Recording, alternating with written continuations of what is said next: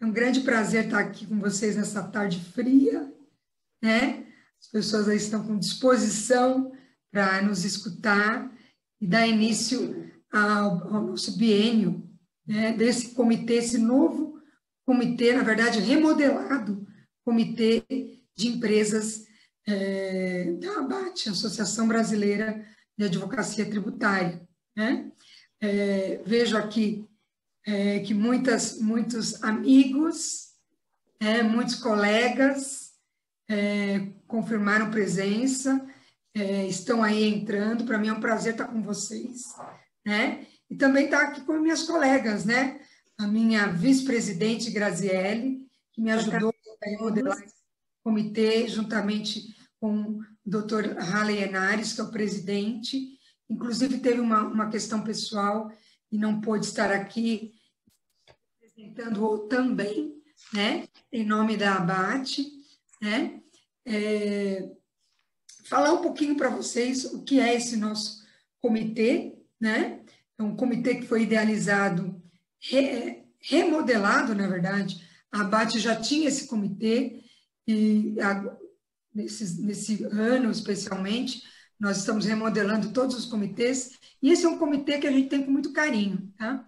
Porque a intenção não é apenas um comitê de debates, mas um comitê que traga as questões práticas do dia a dia das empresas. Então, a nossa ideia é, a cada reunião, a cada encontro, a gente sempre trazer uma empresa convidada, né? Uma empresa para trazer o que tá, os impactos do tema no dia a dia da atividade, né? No dia a dia do fiscal, do tributário, das áreas, sem deixar de fora o debate acadêmico, né? A preocupação técnica diante da advocacia tributária que a ABAT sempre teve, né?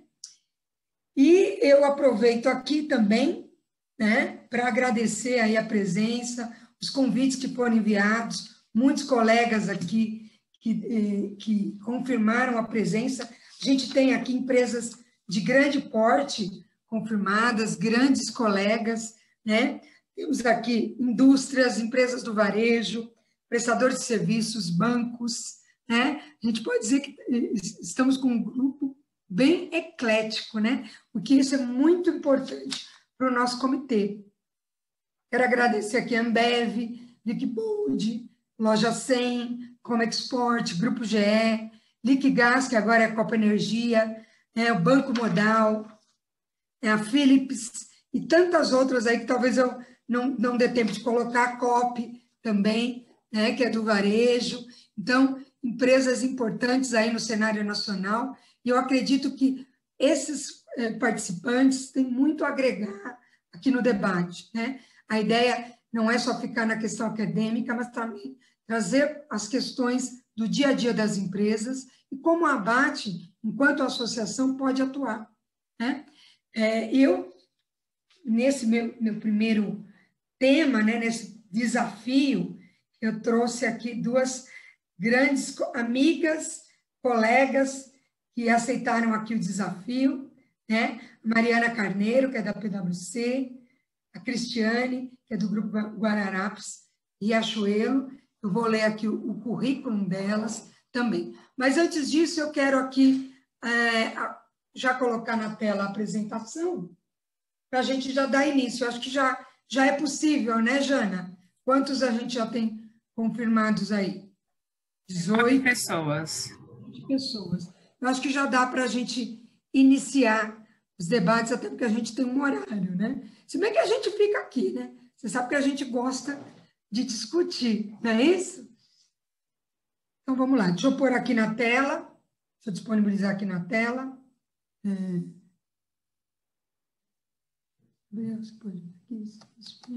Aqui. Bom.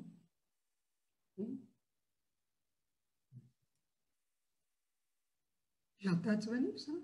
Vocês...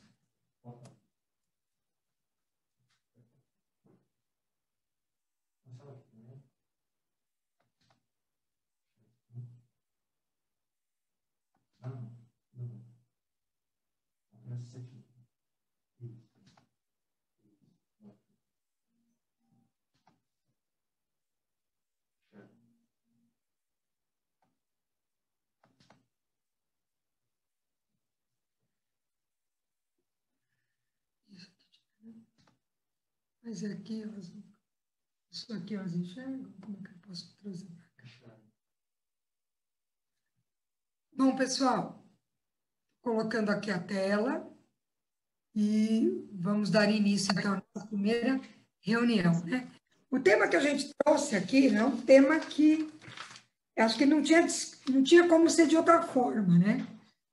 Esse ano de 2021, além da provável aí reforma tributária, se a gente vinha ensaiando os últimos 2 anos, eu acho que esse ano pode ser decisivo, também é protagonismo as questões trazidas pelo Supremo Tribunal Federal, né? Que tem impactado diretamente no dia a dia das empresas. Então, esse foi o nosso primeiro tema, né? Como eu estava falando para vocês, para colocar aqui, nós já temos aí previsto para esse comitê, que tem aí a característica de tentar agregar as questões do dia a dia das empresas, temas importantes já previstos, além do de hoje, né? O objetivo desse nosso comitê, como eu disse, é trazer a participação das empresas para dentro da Associação da Advocacia Tributária, para que não fique um fórum somente de escritórios, de procuradoria, que a gente tem um bom acesso às procuradorias, o mesmo ao poder público e o judiciário, mas principalmente os executivos de empresa, né?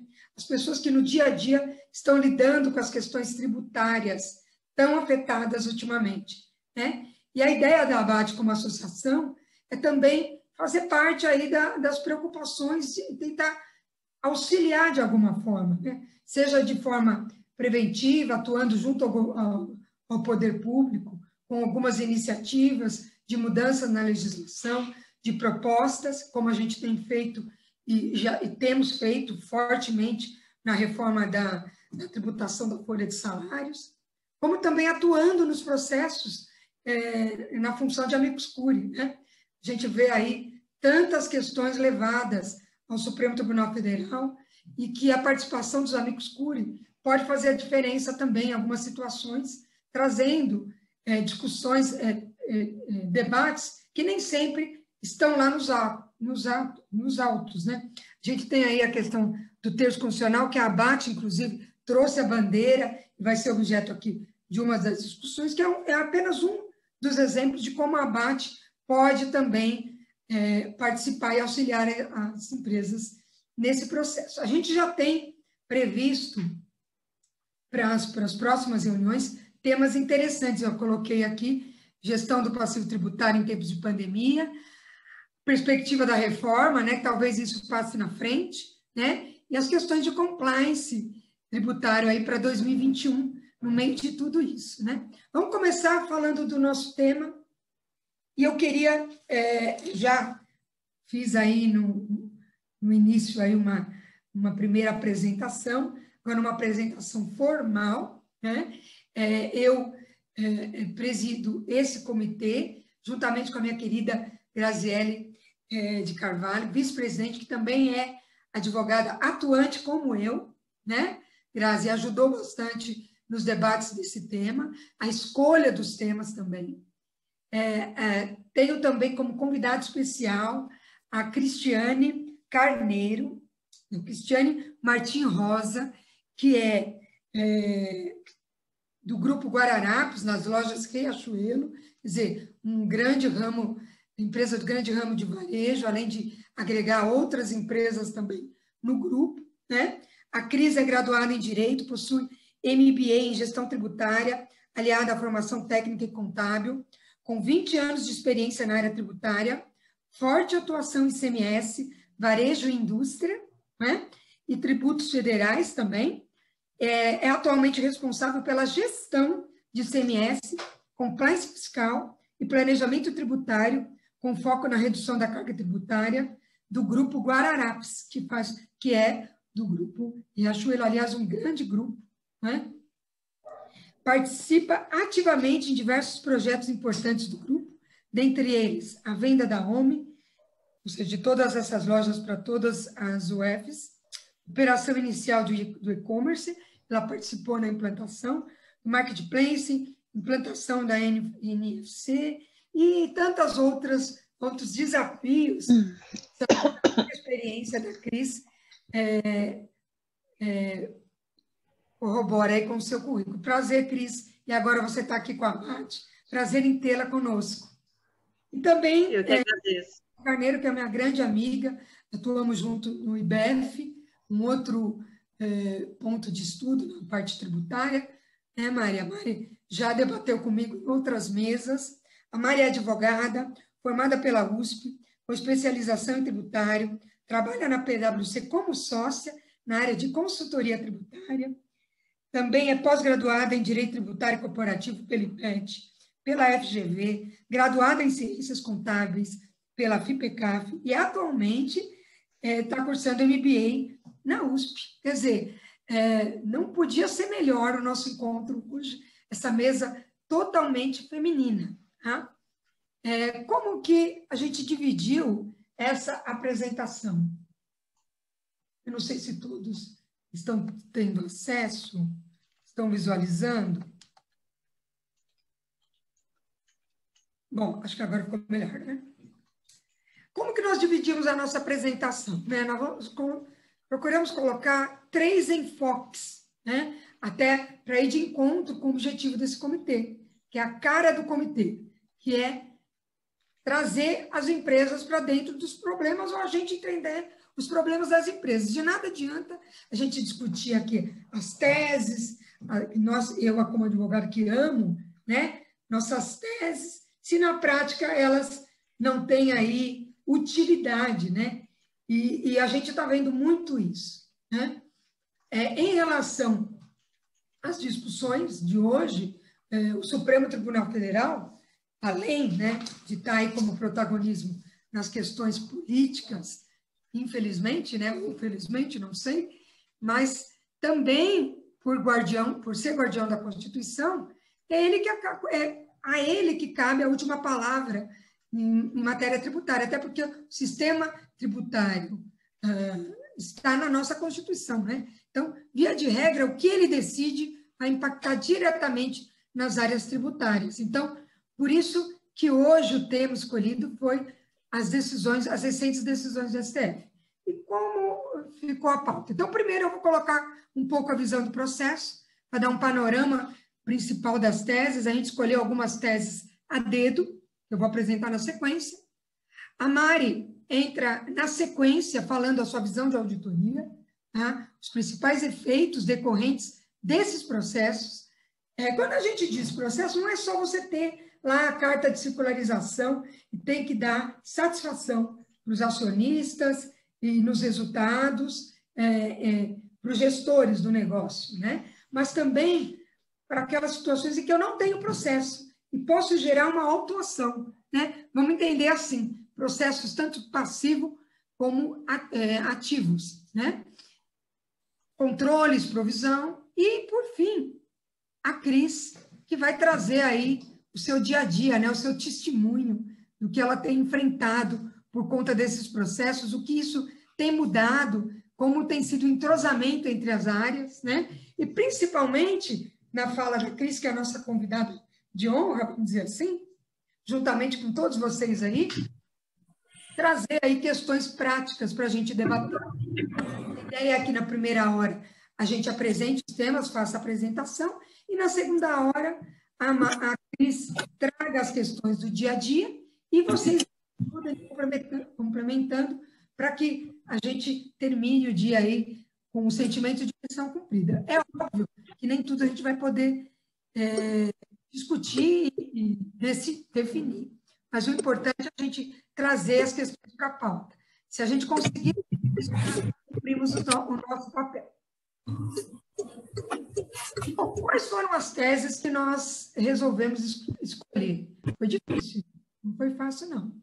Se a gente olhar aí nos últimos 2 anos, com pandemia, o Supremo aproveitou para tirar aí o atraso, vamos dizer assim, né? E felizmente resolveu algumas questões e infelizmente trouxe alguns problemas, tá? Então, nós dividimos em 3, basicamente. Eu posso agradar vários participantes aqui, porque são discussões que envolvem tanto indústria, prestadores de serviço, ou algumas só indústrias e comerciais. Então, tem tese para todo mundo. E contribuição previdenciária, porque todo mundo tem aí sua folha de salário e, de alguma forma, foi, né, afetado por essas decisões que trataram das contribuições previdenciárias. Nem sempre a área tributária lida com essas questões, né?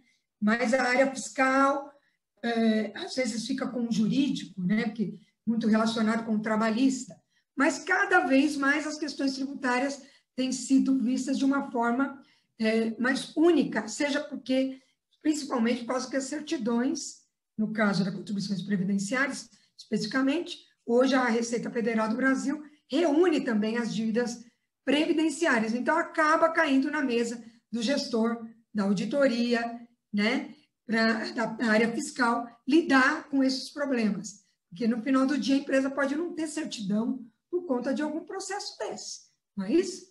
Ou algum processo desse pode trazer crédito, já que o crédito previdenciário é permitido que compense com os demais tributos arrecadados pela Receita Federal. Lógico, depois de um tempo para cá, não foi sempre assim, mas também reflete aí na redução da carga tributária.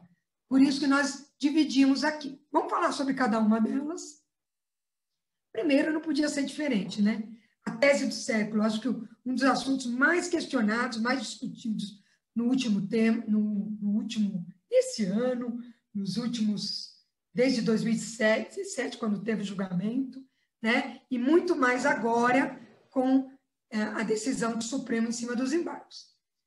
Se hoje não há mais dúvida quanto ao direito reconhecido, vem aí as questões reflexas, né? Tenho crédito, não tenho crédito, como vou usar esse crédito, como vou formalizar esse crédito, que momento eu vou formalizar esse crédito? A Receita Federal já tem aí dado indícios de que vai questionar alguns pontos da decisão do Supremo, levando muitas coisas para o CARF. Então, essa é uma tese que, quer vocês queiram, quer não, vai continuar aqui na nossa pauta, né? Eu fiz aqui algumas ponderações. Então, no mês de maio, enfim, o Supremo julgou os embargos de declaração que estavam lá pendentes de julgamento desde 2017, quando o Supremo julgou a tese, resolvendo que o ICMS não faz parte da base de cálculo do PIS/COFINS, né? Ponto bom da decisão que, enfim, resolveu que é o destacado e não o pago, né? Muitas empresas já fizeram cálculo considerando o tributo pago. Esse cálculo não vai ser preciso, né? Vale agora o destacado, mas as empresas tiveram que fazer isso por conta dessa polêmica que, enfim, foi resolvida. Ele manteve a posição que deu segurança jurídica, né?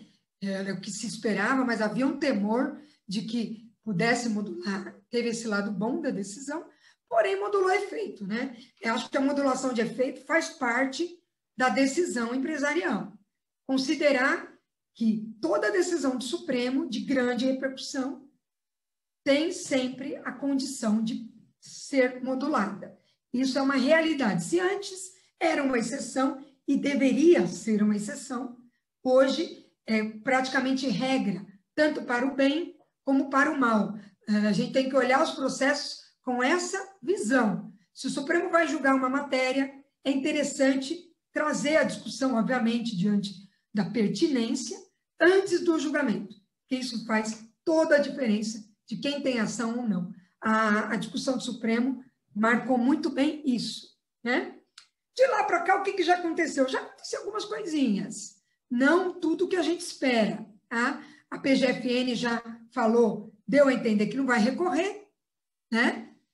Aceitou a tese, soltou aí um parecer, né? E já dando a dica, porque não é competência dela, que a Receita Federal já determine a revisão dos lançamentos e dos créditos a serem constituídos. Essa é uma função principal da RFB. Não cabe à PGFN, mas ela já jogou a bola.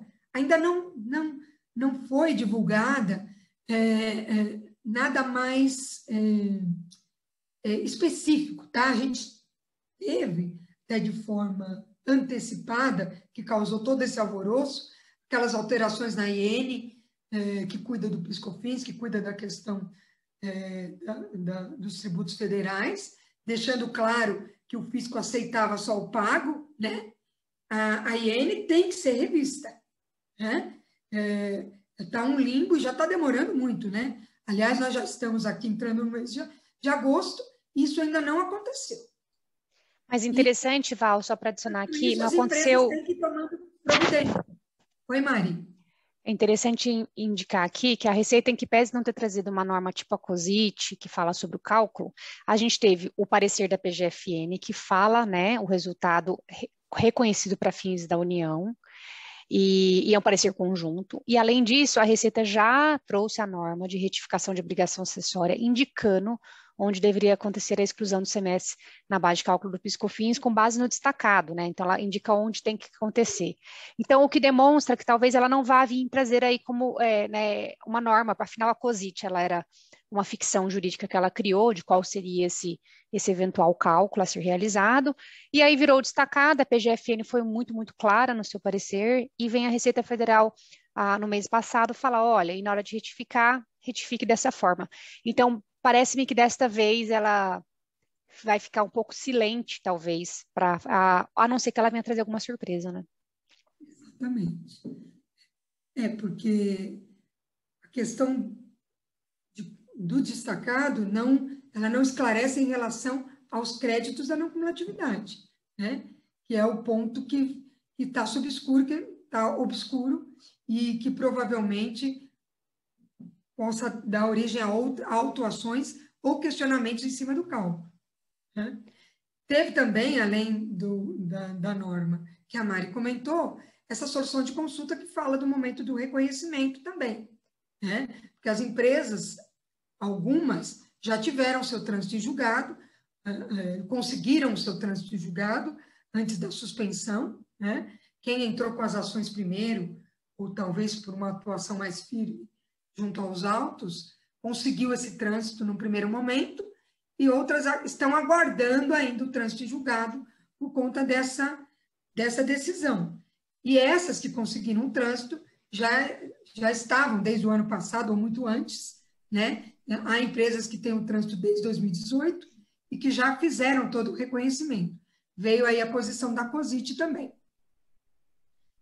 Em relação à modulação, só fazer um parênteses, a questão crucial de dividir empresas que entraram com a ação versus empresas que não entraram com a ação versus empresas que entraram com a ação somente depois da decisão do Supremo.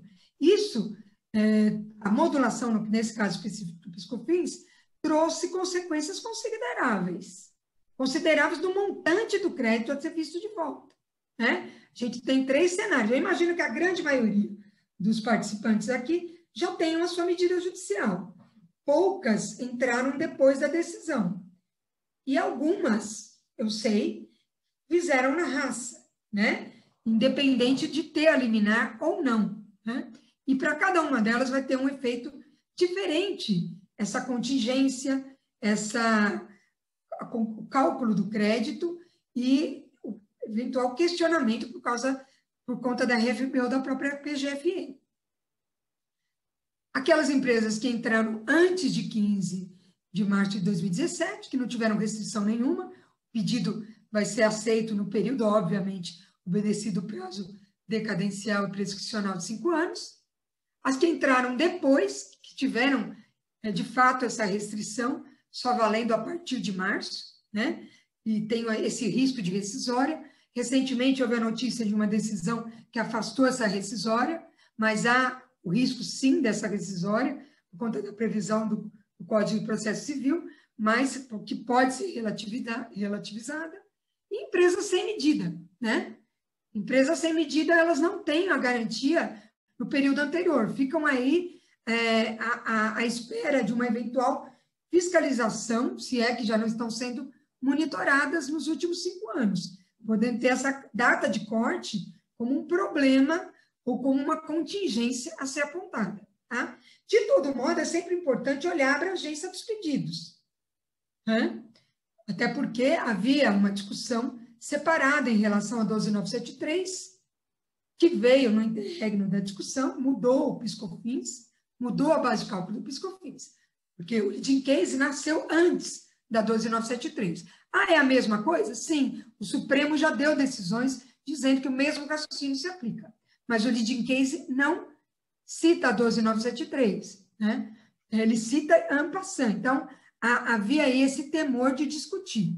Pela fala da Procuradoria, aparentemente, não. Mas é importante olhar os pedidos. E se eu tenho medida judicial, quando eu for habilitar, eu tenho que habilitar por medida judicial. Se eu trato o assunto em medidas distintas, períodos distintos têm que ser trazidos, né? Para não haver essa confusão e evitar questionamentos também. Então, respeitar o trânsito julgado de cada uma delas. Obviamente, vendo o alcance das decisões transitadas de julgado. Eu mesmo consegui algumas decisões em que eu pedia que não precisava da 12973, e aí tudo ficou resolvido na primeira.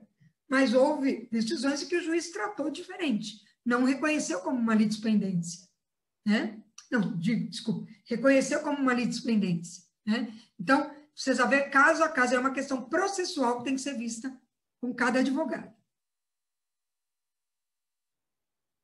Quais são as grandes preocupações que a Mari vai trazer, que a Cris vai trazer provavelmente, e que eu espero que vocês coloquem para nós também? Os ajustes do procedimento atual, né? A Mari trouxe aí a questão das obrigações acessórias, né? Como isso, quando eu faço isso, a partir de quando e como, eu já tenho os meus sistemas parametrizados, né? Muitos fornecedores também ficam mandando as cartinhas para que se manifeste, né? Tentando aí misturar a relação tributária com a relação comercial, né? Isso é um impacto que já vinha acontecendo antes da decisão do Supremo e agora com a confirmação muito mais. Muito importante a documentação de suporte do crédito. A gente começa a ter notícias de empresas sendo notificadas para explicar como chegou naquele número, como chegou no número apresentado no PER, como chegou no número que compensou, não é? Por conta das inúmeras especificidades e também como estratégia para ganhar tempo, né? Porque a RFB pode até congelar, dependendo da forma como a empresa formalizou, utilizou o crédito no PERDECOMP, usar esse artifício da verificação do número, da verificação do cálculo, para suspender a utilização do crédito, né? De um lado, a empresa ela pede documentos impossíveis, documentos difíceis de explicar ou difíceis de apresentar num período de 10 a 20 dias, e aí trunca aí a homologação do crédito, né? Então, é um ponto importante que eu queria ter o feedback de vocês aí, saber como que vocês estão tratando disso e se, de fato, a empresa deve apresentar toda a documentação. Isso é justificativa para eu glosar crédito? É justificativa para eu suspender a utilização dele, né? Até porque muitas informações estão em poder da própria RFB, e também por conta de que, alguns períodos, nem todas as informações, elas estão claras nas obrigações acessórias atuais, né? A Mari pode até colocar isso na parte dela. A questão da compensação cruzada, né? Eu coloquei não só a compensação em si, né? Mas a possibilidade aí de eu usar com os créditos previdenciários também, né? Tem todo o cuidado em relação ao período, porque tem limitação legal. Tem empresas entrando no judiciário questionando isso, mas é preciso ver se a sua ação garantiu a compensação cruzada também. Nem todo mundo leva essa discussão nesse detalhe, né? Então, entender a compensação cruzada como algo líquido e certo é perigoso. Também para aquelas que não têm como dar vazão a esses créditos, né? Já vinha acontecendo isso e está renascendo aí o mercado de créditos, né? Já que algumas empresas, por algum motivo, optou por liquidar na esfera judicial e ter aí o título de crédito um precatório, ao invés de habilitar, né? Seja pela dificuldade em diluir o crédito, aquela polêmica de aproveitamento em 5 anos, né? Bastante discutível, e que também tem gerado, em paralelo, um comércio, aí, um mercado de negociação com deságios e tudo mais. E num momento de transação tributária, né? A transação tributária, eu, inclusive, fiz um artigo interessante, num livro, acho que não sei se a Grazi participou, nós fizemos pela ABAT, até teve o prefácio do ministro Luiz Fux, onde nós tratamos aí das questões da transação, e eu trouxe à baila aí a utilização de precatório para pagar a dívida. Então, precatório é moeda, a gente tem aí uma avalanche de créditos que podem ser aí aproveitados nesse mercado, né? E até porque, partindo da premissa da especificidade do cálculo, ele tem tudo para ser um bom crédito, né? Porque ele é respaldado por decisão do Supremo, se o cálculo tiver critérios corretos, é um bom crédito até, que no meu ponto de vista, se o precatório estiver bem fundamentado e a ação bem feita com o cálculo, ele pode e deveria, né, ser aceito tranquilamente nas transações, né? Então, a gente vai ouvir falar muito disso aí nos próximos anos, porque é um crédito que ainda tem um tempo de ser diluído. E com a reforma do PIS/COFINS, pode ser que ele seja estancado também. O governo federal pode criar aí mecanismos para não misturar crédito de CBS, IBS, não sei o que vem por aí, com esse PIS/COFINS velho, né? É o nosso PIS/COFINS de sempre. O novo PIS/COFINS vai ser outra coisa, né? Que talvez esse crédito não possa se misturar. É coisa para se aguardar também, até porque o governo federal sabe o tamanho da dívida que ele tem que pagar e também o valor que ele pretende arrecadar com a reforma, e tudo isso está sendo, com certeza, computado. Também as teses filhotes, né? Abriu a porteira aí para muitas discussões que já têm repercussão geral lá no Supremo e que, às vezes, os meus colegas ou os meus clientes perguntam, vamos entrar, não vamos? Na dúvida, entre, né? Pondere, entre, porque a modulação pode fazer toda a diferença, né? E entre antes da decisão, de preferência, né? Porque a modulação tem usado a data de corte, a data do julgamento, né? Há aí uma discussão se a ata da publicação do julgamento, embora já tenha dado dessa forma, por exemplo, no software, mas eu tenho aí uns casos do DIFAL que eu vou trazer, que infelizmente isso daí tem alguns tribunais relativizando isso. E aí tem o ISS na base, aí para os prestadores, né? A PIS/COFINS da própria base e outras, né? E também a questão de como eu vou tributar esse crédito maravilhoso que eu ganhei. Ai, que boa notícia, ganhei o crédito. E agora, o que eu faço com ele? Reconheço agora, mas eu não tenho perspectiva de utilizá-lo. É na habilitação, não é? Teve aquela solução de consulta. A Mari também pode explorar isso, vai com certeza explorar na parte dela. Eu acho que acabei não falando aqui, pulei, e talvez ficou até melhor para falar no final, né? Impacto na não cumulatividade. As empresas da não cumulatividade, isso desde quando nós criamos aí essa ação, eu mesma, quando criei a petição inicial, há uns 15 anos atrás, trouxe essa discussão num tópico específico da inicial, né? Seria o PIS/COFINS aplicável 166 do CTN, eu repasso o custo, o crédito, a não cumulatividade do PIS/COFINS é igual ao ICMS. Então, se eu tiro da base, eu tenho que tirar do meu crédito? Inclusive, eu já fiz matéria sobre isso, escrevi textos sobre isso, né? Mas isso vai voltar. Quando a gente pensa que tinha acabado, não, vai voltar. A não cumulatividade do PIS/COFINS, até o próprio Supremo já disse, né? Ela é legal, ela não é constitucional, ela não é plena. Ela não é plena. Tanto que, se eu adquiro insumos de um contribuinte do presumido, ele paga 3,65 e o meu crédito é 9,25. Então, não há comunicação entre débito e crédito. Há uma discussão que a partir de agora, isso seja uma não incidência. Mas, no passado, não era não incidência, né? Então, eu vou ter que glosar o que eu aproveitei de crédito no passado, né? Ou a partir do momento que ela é tida como não incidência, e os casos de não incidência se tira do crédito, eu olho a partir do julgamento de 2017, ou olho a partir dos embargos, ou não, né? Então, há indícios, né? A gente até já viu isso em processos em andamento, né? Ontem a gente estava debatendo, né, Mari? Salvo engano, o TRF afastou aí essa questão.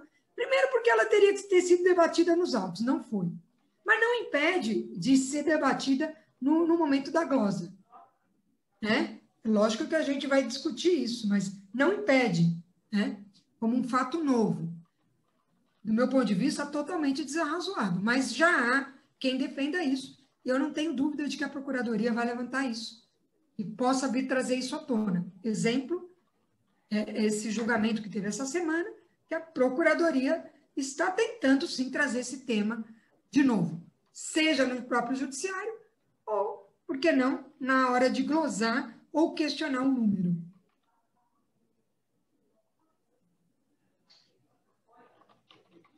Tem bastante coisa para esse assunto. Eu vou mudar, que senão a gente vai dormir aqui, né, queridos? Outro PiscoFins que já está para julgar, na verdade, foi iniciado, mas ainda não tem nova data, tá?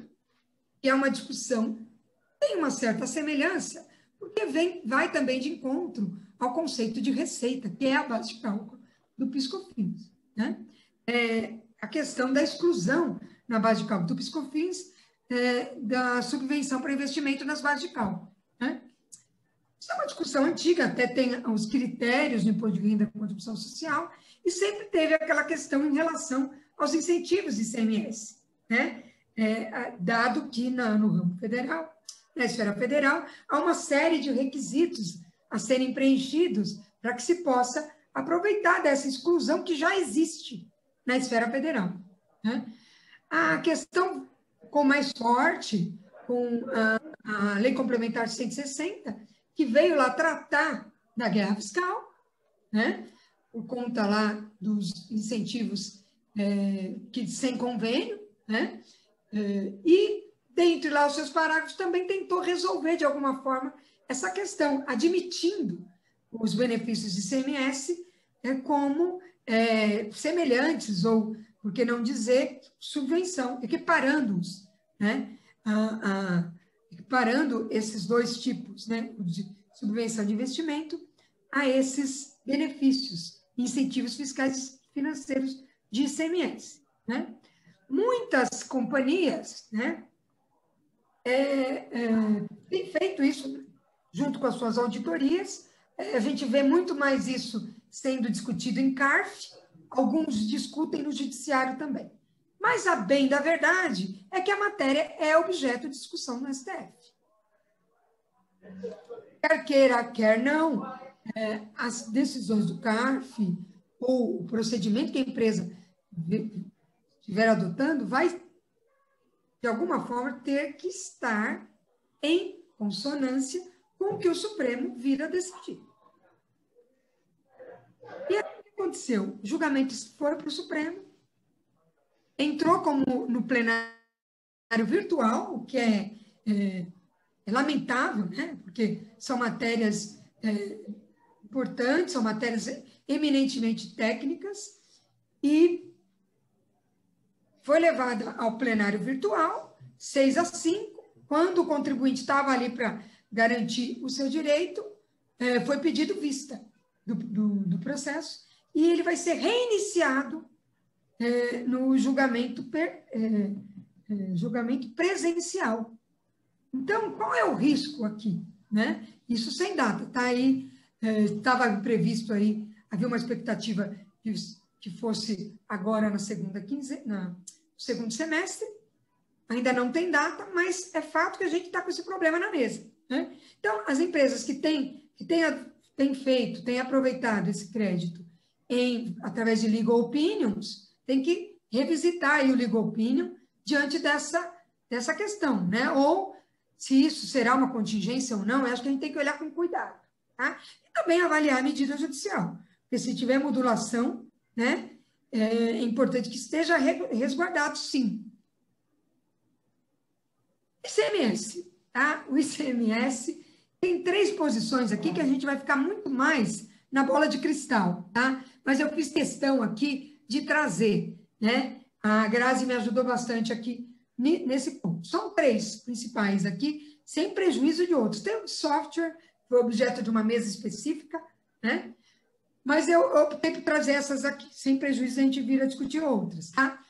O DIFAL, que o Supremo entendeu que é inconstitucional, mas é constitucional, né?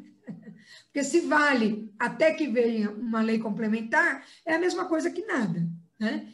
Então, ou a empresa tinha medida judicial para afastar o DIFAL, e aí sim valeu a pena a discussão, ou ela não tinha. Se ela não tem, se as empresas que estão aqui não têm essa discussão, o DIFAL continua igual. Porque o Supremo falou que é inconstitucional, porém, só para quem entrou com ação. Se alguém aqui não entrou com a discussão, não muda nada.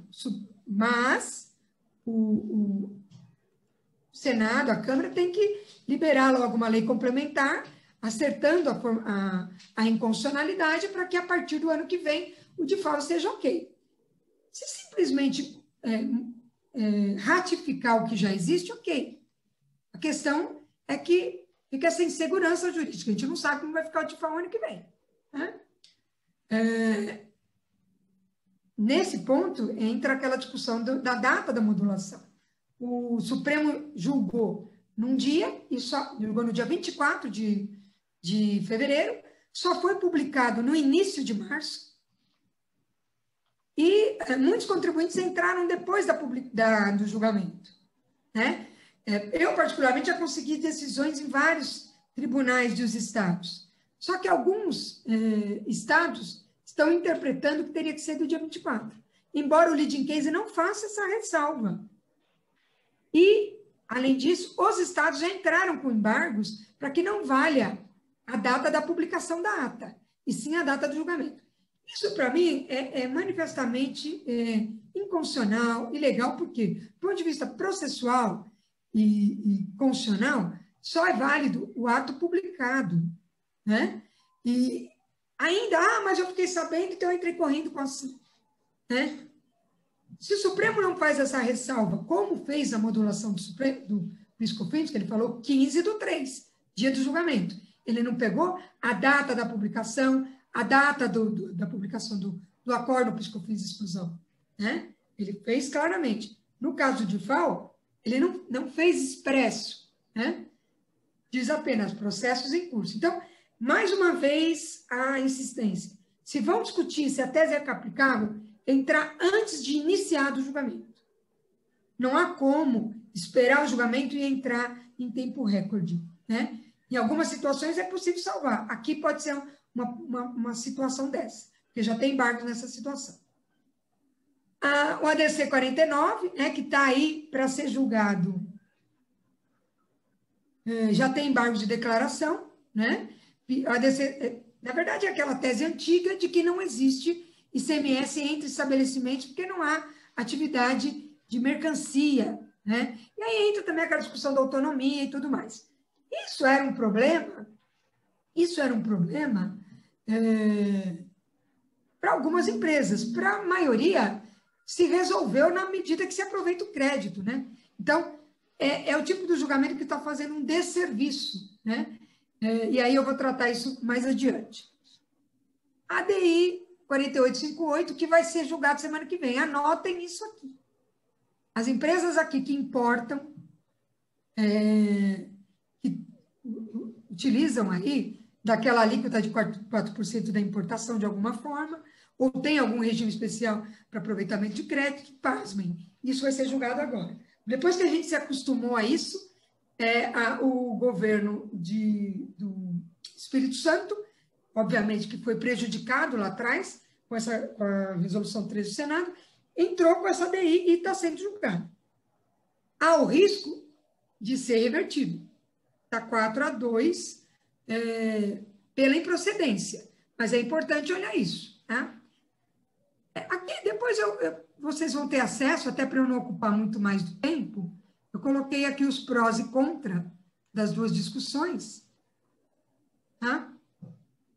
No caso do DIFAL, né, eu já adiantei, quem entrou com a ação garantiu ter um diferencial aí competitivo, né, que não tem que pagar o DIFAL e também se livra daquelas obrigações acessórias, né? Por outro lado, quem não tem fica sem segurança. Será que vai sair essa lei complementar? Vai mudar meu DIFAL? Né? Não vai? Tem que aguardar, e com tantos temas para serem decididos esse ano, tantas reformas na mesa, essa lei complementar tem que sair, né? Em relação à transferência estadual, lógico, quem tem autuação sobre o tema é um ponto positivo, né? A questão aí da adoção do valor do custo, né? Talvez seja um principal ponto que é reflexo dessa decisão, embora ainda a gente tenha que aguardar o impacto de modulação dos embargos, né? Possível reavaliação dos modelos de negócio, isso a Cris vai colocar na parte dela, né? Porque muitas empresas utilizam de centro de distribuição e já partem dessa premissa de que tinham que tributar e aproveitar o crédito, talvez essa dinâmica possa vir a ser afetada, e a alíquota de 4% que acabei de colocar para vocês aí, que também gera insegurança jurídica, e essa semana que vem vamos acompanhar as cenas dos próximos capítulos. Já terminando, viu, Mari? Só mais 2 minutinhos. Eu fiz um resumo das verbas indenizatórias, tá?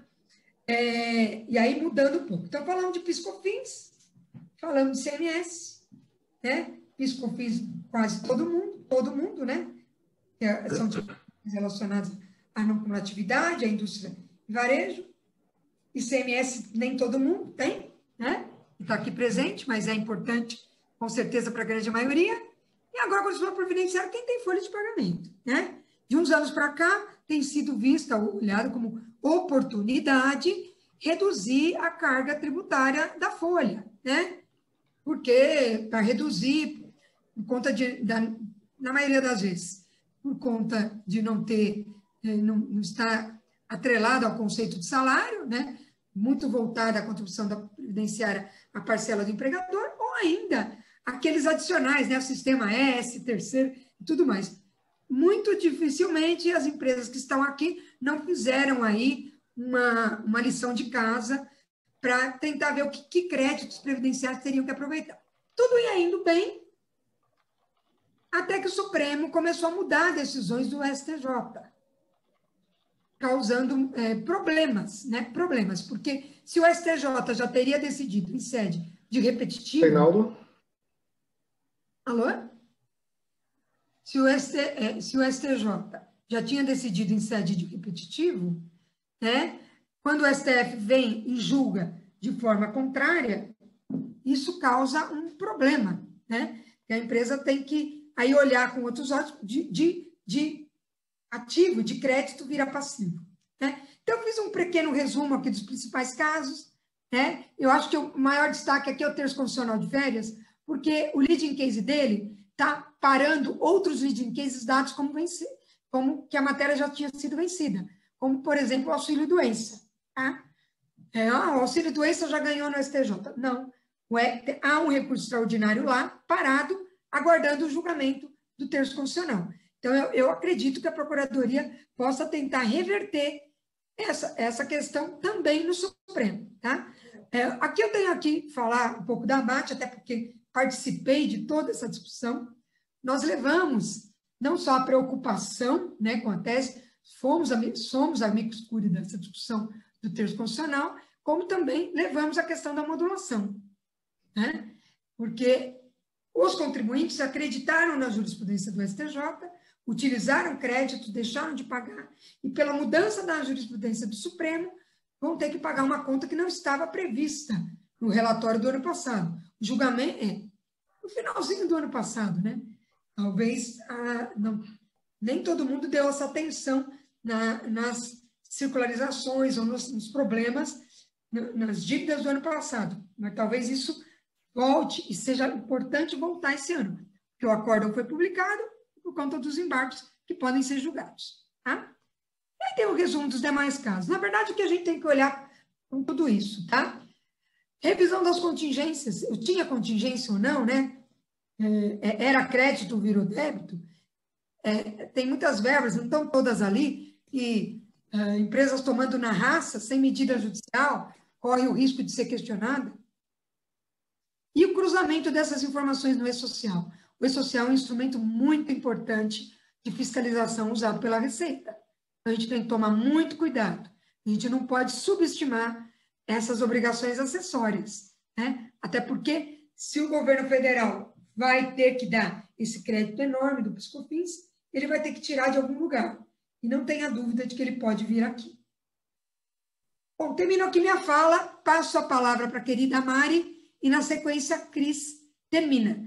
Desculpa se falei um pouco a mais, falei um pouco a menos, tentei falar um pouco de tudo, mas fico aqui até o final para falar com vocês. Obrigada, queridas. Excelente. Vocês me ouvem bem? Eu vi aqui uns joinhas. Eu quero até... Bem, muito obrigada primeiro pelo convite, Valdirene, a Graciele, em nome, né, do time da Abate, a Cris, que vem aqui sentar com a gente para falar um pouco de casos práticos. E eu queria muito trazer para todo mundo aqui, está muito silenciosa essa reunião. Vamos lá, quem quiser interagir, me cortar, trazer algum ponto prático, e aí, Cris, também fique muito à vontade de falar, Mari, nesse ponto assim, aqui, vimos assado, fique muito à vontade da gente fazer um bate-bola, um jogral, enfim, não posso não ter resposta para tudo, o objetivo aqui não é, né, tirar todas as dúvidas, mas pensarmos juntos, eventuais dúvidas, cada um pode ajudar um ao outro, e de preferência que a gente saia maior do que entrou nos contextos que a gente tem aqui. O que eu queria trazer para vocês? Val, a sua tela estava no slide que eu estava vendo. Você vai retirar a sua visão?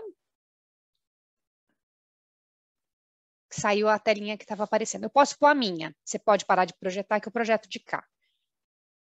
Como você está no mudo, a gente não te ouve, tá? Desculpa, Mari. Se quiser abrir por aí, eu vou entrar bem. no chat. Vou abrir aqui, gente. Como que eu tiro aqui?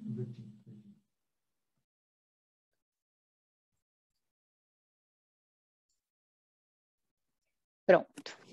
Imagino que estejam todos vendo a minha tela. Vocês vão ver aqui, ó, na verdade, eu trouxe uma telinha, é mais para puxar assuntos, para a gente começar um bate-papo e tentar ser o mais rico possível para todo mundo aqui. O que eu tentei? Quando a Val me falou, Mari, a gente vai fazer um bate-papo, vamos falar um pouco de algumas teses não, né? Temas que, na verdade, deixaram de ser teses e foram ratificados pelo Supremo, alguns que ainda que são teses, enfim, a gente vai trazer um pouco da visão do Supremo. E as empresas têm os processos, e a grande pergunta é o que eu faço depois de uma decisão, quais são os aspectos, qual é a visão de uma auditoria, né? Como foi falado no começo, eu sou sócia de Tex na área aqui na Price, não sou da área de contabilidade, tenho formação em contabilidade, mas não estou aqui como auditora. Me vejo como uma consultora que navega bastante pelo time de auditoria, tá? Então, vou tentar aqui trazer o principal norte e em linha, inclusive, com os estudos que a gente faz e com a opinião que o IBRACON, né? O IBRACON, que é o Instituto Brasileiro de Contabilidade, que traz todas as opiniões uniformizadas, né? Para as empresas de auditoria, todas as Big Four seguem os conceitos do IBRACON, eles sentam juntos para darem opinião, para que todos os auditores tenham opiniões muito uniformes. E o que a gente traz? Bem, quando eu falo, vou falar de alguns temas, eu vou picando os temas, mas misturando tudo de que foi falado um pouco. Tanto o ICMS na base de cálculo, eu vou falar de ICMS na base de cálculo do PIS e COFINS, eu acho que vou trazer verbas também aqui para esse contexto, e vou pular o ICMS porque não está decidido, e vou pular o PIS e COFINS porque não está decidido, e a gente fala daqui a pouquinho. O grande ponto que a gente tinha, por exemplo, no ICMS na base de cálculo do PIS e da COFINS, é que quando a gente pensa em contabilidade, a gente tem os ativos passivos, né? E a gente tem uma regrinha porque o que é ativo, né? O objetivo do ativo é dar o máximo tem que ter dentro dele um número que tem o máximo de segurança possível para o acionista, né? Então, não se brinca com o que a gente adiciona no ativo. E aí a gente tem que sempre olhar para o CPC 25, né? As regras lá do comitê contábil, que ele fala que é um ativo contábil, ele tem que ser, para ser registrado, ele tem que ser existente, ele tem que ser passível de mensuração, e se isso acontece, ele tem que ser reconhecido, qualquer que seja o seu lugar, seja num circulante ou num não circulante, ou até mesmo o reconhecimento via baixa, que seria o impairment, né? E o principal ponto do ativo para ele ser registrado, ele tem que ser que ele não é contingente. E aí vem o ponto do semestre na base de cálculo, né? O semestre na base de cálculo do PIS e da COFINS, ele passou por um processo de contingência em que pese, lá em março de 2017, a gente ter tido um resultado muito favorável ao contribuinte, porém, quando vem os embargos de declaração e a PGFN fala, não, senhor, STF, temos uma dúvida aqui. O que você quis dizer com o semestre não está na base? Você está falando de destacado? Você está falando de pago? O que você está falando? Quando ele traz essa dúvida para o processo, todo mundo que tinha ação ali, ou que teve ações em que não tratava de forma objetiva o formato do cálculo, que era o semestre na base de cálculo, se era destacado ou não, ele traz uma contingência para o tema. Até porque vem a Receita Federal nesse meio tempo, no ano seguinte, em 2018, vem fazer a COSIT, que é uma norma que vincula o seu funcionário, né? O funcionário da administração é obrigado a seguir as regras de uma solução COSIT. Então, em uma eventual fiscalização, quando a gente está com uma visão de auditor, o que a gente vê? Eu tenho, então, um ICMS para registrar, eu tenho uma ação transitada em julgado, lá em março de 2017, lá em 2018, estou com uma ação transitada em julgado. Ou seja, o meu tema pacificou, Mari? Não pacificou, porque a gente tinha uma potencial reversão na temática por causa dos embargos de declaração. E se eu registrasse, eu poderia ter um potencial problema, porque o fiscal tinha uma norma que obrigava ele, em fiscalização, falar que, na verdade, o correto era a COSIT, porque tinha uma IN e tinha também uma COSIT para regulamentar a temática. Então, essa contingência, toda vez que a gente vê uma característica de contingência no ativo, eu tiro a característica dele de registrar. Então, eu posso ter ele mensurado, eu posso ter a melhor estimativa, eu acho que ele é existente, porque eu tenho uma ação transitada em julgado individual e concreta para mim, mas eu não consigo ter ali a questão da não contingência, ele ainda é contingente no que tange ao cálculo.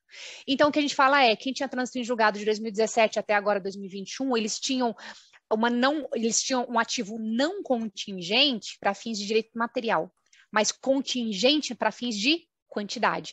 E aí, como a gente tem que ter a melhor estimativa e ela tem que ser praticamente certa, ou seja, passível de pequenos ajustes, a gente não tinha uma visão de possibilidade de registro. Bem, passa-se 2018, vem 2019, o IBRACON fica até meio em cima do muro, não sabe o que direcionar ou não. Tem um comunicado da CVM o ano passado, 2020, que assusta o mercado e vem falar, olha, para fins de balanço aqui, ó, a gente precisa ver os balanços registrando no máximo a COSIT, porque a gente sabe o que vai virar. Dando até um susto de que, nossa, será que eles têm informação de que o julgamento final vai vir COSIT, né? Foi muito assustador esse parecer da CVM. E aí vem, enfim, a gente não tem a surpresa, mais uma vez, a gente não tem mais uma vez o julgamento adiado e ele realmente acontece e vem pacificar. Direito material, o ICMS está na base de cálculo do PIS e da COFINS? Não, não está. Quantitativo, consigo? Consigo. Por quê? Qual que é o valor? É o valor que está destacado no documento fiscal de venda. Ponto. Então, a única contingência que eu tinha com o tema se foi. Desta feita, o que a gente tem agora é, eu tenho um ativo que eu posso registrar porque ele não tem contingência, ele é praticamente certo, ou seja, qual a dúvida sobre o ativo? E aqui, gente, vamos separar muito teses que podem nascer daqui, potenciais questionamentos que o fisco pode trazer, do que efetivamente a gente tem. Então, assim, alguns clientes falam assim, mas Mari, o fisco não vai me autuar pelo crédito? O ponto que contabilmente, o que a contabilidade está olhando? Eu tenho uma ação transitada em julgado sobre o semestre na base de cálculo do PIS e da COFINS e não existe qualquer discussão sobre o crédito. Então, não existe uma probabilidade do meu valor ser afetado pelo que está escrito na decisão ou no seu julgamento. Além disso, né, para além disso, na verdade, eu não tenho nenhuma instrução normativa, nenhuma solução de consulta, ou nada que vincule o meu funcionário público, num ato de fiscalização, me fiscalizar falando que o crédito não pode. Qual regramento ele está seguindo? Se a gente tem que na 10.637 e 10.833, o direito a crédito é a alíquota vezes o valor da compra. De onde ele vai tirar que não pode ter o ICMS no crédito? Né? Então, ele não consegue ainda trazer, por isso que a gente está esperando que a COSIT 13 tem que ser revogada, né? E deve vir aí algo para colocar um elefante, né? O bode no meio da sala, porque, na verdade, hoje, a Receita Federal não teria um local onde está legislado para trazer um risco para o crédito. Então, hoje é isso, para quem tem ação transitada em julgado, que ingressou com essa ação antes de 2017 deveria trazer o reconhecimento, trazer para os seus acionistas. No comunicado do IBRACON dessa semana, ele até fala que deveria reconhecido de imediato para as DEFs, inclusive para quem traz aí o trimestral, os quarters, né, para fins, quem está em SEX, VM, ações na Bolsa, deveria refletir no segundo trimestre, por causa do que o julgamento foi ali no segundo trimestre, e eu já deveria ter minha melhor estimativa guardada, então deveria estar em junho. Ele fala que não deveria nem aguardar pós-junho, né? Bem, para quem não tem esse detalhe das revisões trimestrais, não tem ação na Bolsa, né? É uma empresa sem esse aspecto de controles para fins de ações, né, valorização das ações, a gente teria o quê? A gente teria a consequência de poder registrar no ano, porém, lembrando aqui que aí vem a parte do tributário que eu estou ali junto com o auditor. Olha, se você tem um trânsito em julgado e a sua conta, vamos supor, trânsito em julgado em 2019, de uma ação que eu protocolei em 2005, ou seja, zero risco aqui, tá? Em 2021 vem o julgamento e fala que tá lindo o meu número. Eu já tenho o número, praticamente certo. Eu tenho a minha melhor estimativa, ou seja, no fino já, inclusive. Não é mais contingente, que eu deveria fazer em maio, registrar. Aí você fala, Mari, não vou registrar, porque, enfim, a gente está olhando aqui alguns detalhes e tudo mais, e eu não tenho ações na Bolsa, não tem impacto em valorização de ação, tá tudo certo. Daí a gente traz um outro chapéu. Tudo bem, você não tem ações na Bolsa. Mas se você já tinha um trânsito em julgado e a gente tem soluções de consulta, como a 92, que saiu, acho que no mês passado, que fala o IR é devido na data do trânsito em julgado. Óbvio que eu ia falar, na verdade, não basta ter o trânsito, eu vou lá recolher uma guia. Eu tenho que reconhecer contabilmente, eu tenho que dar origem a essa receita, eu tenho que ter disponibilidade, pelo menos jurídica, né, além da disponibilidade financeira. E aí, a gente tem um argumento muito bom do porquê que eu não registrei de 2019 no meu exemplo até 2021. Porque, olha, eu não sabia se era COSIT ou se era bruto. Eu não podia registrar. Eu deveria ter registrado pelo menos a COSIT no meu trânsito julgado e deveria complementar a diferença agora. Mas é muito importante entender que o fisco vai falar o seguinte, tudo bem, concordo. Não era receita lá, porque eu, fisco, inclusive via PGFN, embarguei pedindo para não ser o destacado, esse só COSIT. Porém, na data do julgamento em maio, ficou claro para você, e pela emissão do parecer da PGFN uma ou 2 semanas depois, ficou muito claro que todo mundo estava de acordo que era com base no destacado. Então, você não pode aguardar até dezembro para reconhecer. Se você aguardar, o que eu vou fazer? Juros, caso eu seja uma empresa lucrativa e eu tenha capacidade, né? Isso não ou se eu for prejuízo, não dê uma virada, né? Mas o ponto é, se eu tivesse que pagar um imposto de renda sobre a parcela, né, do principal, a parcela da Selic, inclusive, e tal, em maio eu já tivesse meu trânsito em julgado, o fisco, se eu não registrar isso contabilmente, ele vai me trazer. E aqui a gente está falando de uma contingência, então talvez eu tenha que ter eu vou ter que ter uma provisão, porque eu tenho um passivo a descoberto, porque para fins fiscais, adicionada para as observações contábeis, então, contabilmente, eu tinha minha riqueza praticamente certa, ela deveria estar contabilmente registrada, não existia mais nenhum tipo de contingência sobre ela. Por isso que advém na sequência, eu deveria registrar, não é aguardar o melhor momento para a firma, mas colocar à disposição do acionista de imediato, na medida em que todos esses elementos são feitos, né? Por óbvio que é bem no geral, porque eu posso ter vários pontos, do tipo, Mariana, eu não tenho documentação. Eu fiz um cliente, estava dividindo com as meninas essa semana, que a gente buscou de 99 a 2019. Não, 1990, era 95, porque ele teve um caso de prescrição de 10 anos, que ele pleiteou, porque ele bem no comecinho foi aceito. Ele não tinha documentação de 95 a 99, a gente buscou de 99 em diante. Mari, não tem o valor de 95 a 90, o que eu vou fazer? Não vai fazer nada. Assim como o próprio IBRACON fala, lógico, quando a gente fala melhor estimativa, a gente está pautado em documentação. O fisco sempre vai instigar, se você realmente... Por que você não está registrando porque você não tinha melhor documentação? Imagina o fisco revisando daqui a 2 anos. Ele vai falar, você tinha ou não a melhor documentação naquele dia? Isso tudo vai ser matéria de prova, mas assim, uma coisa eu tenho que ter motivos razoáveis para não fazer o registro contábil. Eu tenho que realmente ter um problema sério demonstrado para o meu auditor de que eu não tenho capacidade de levantar aquele número.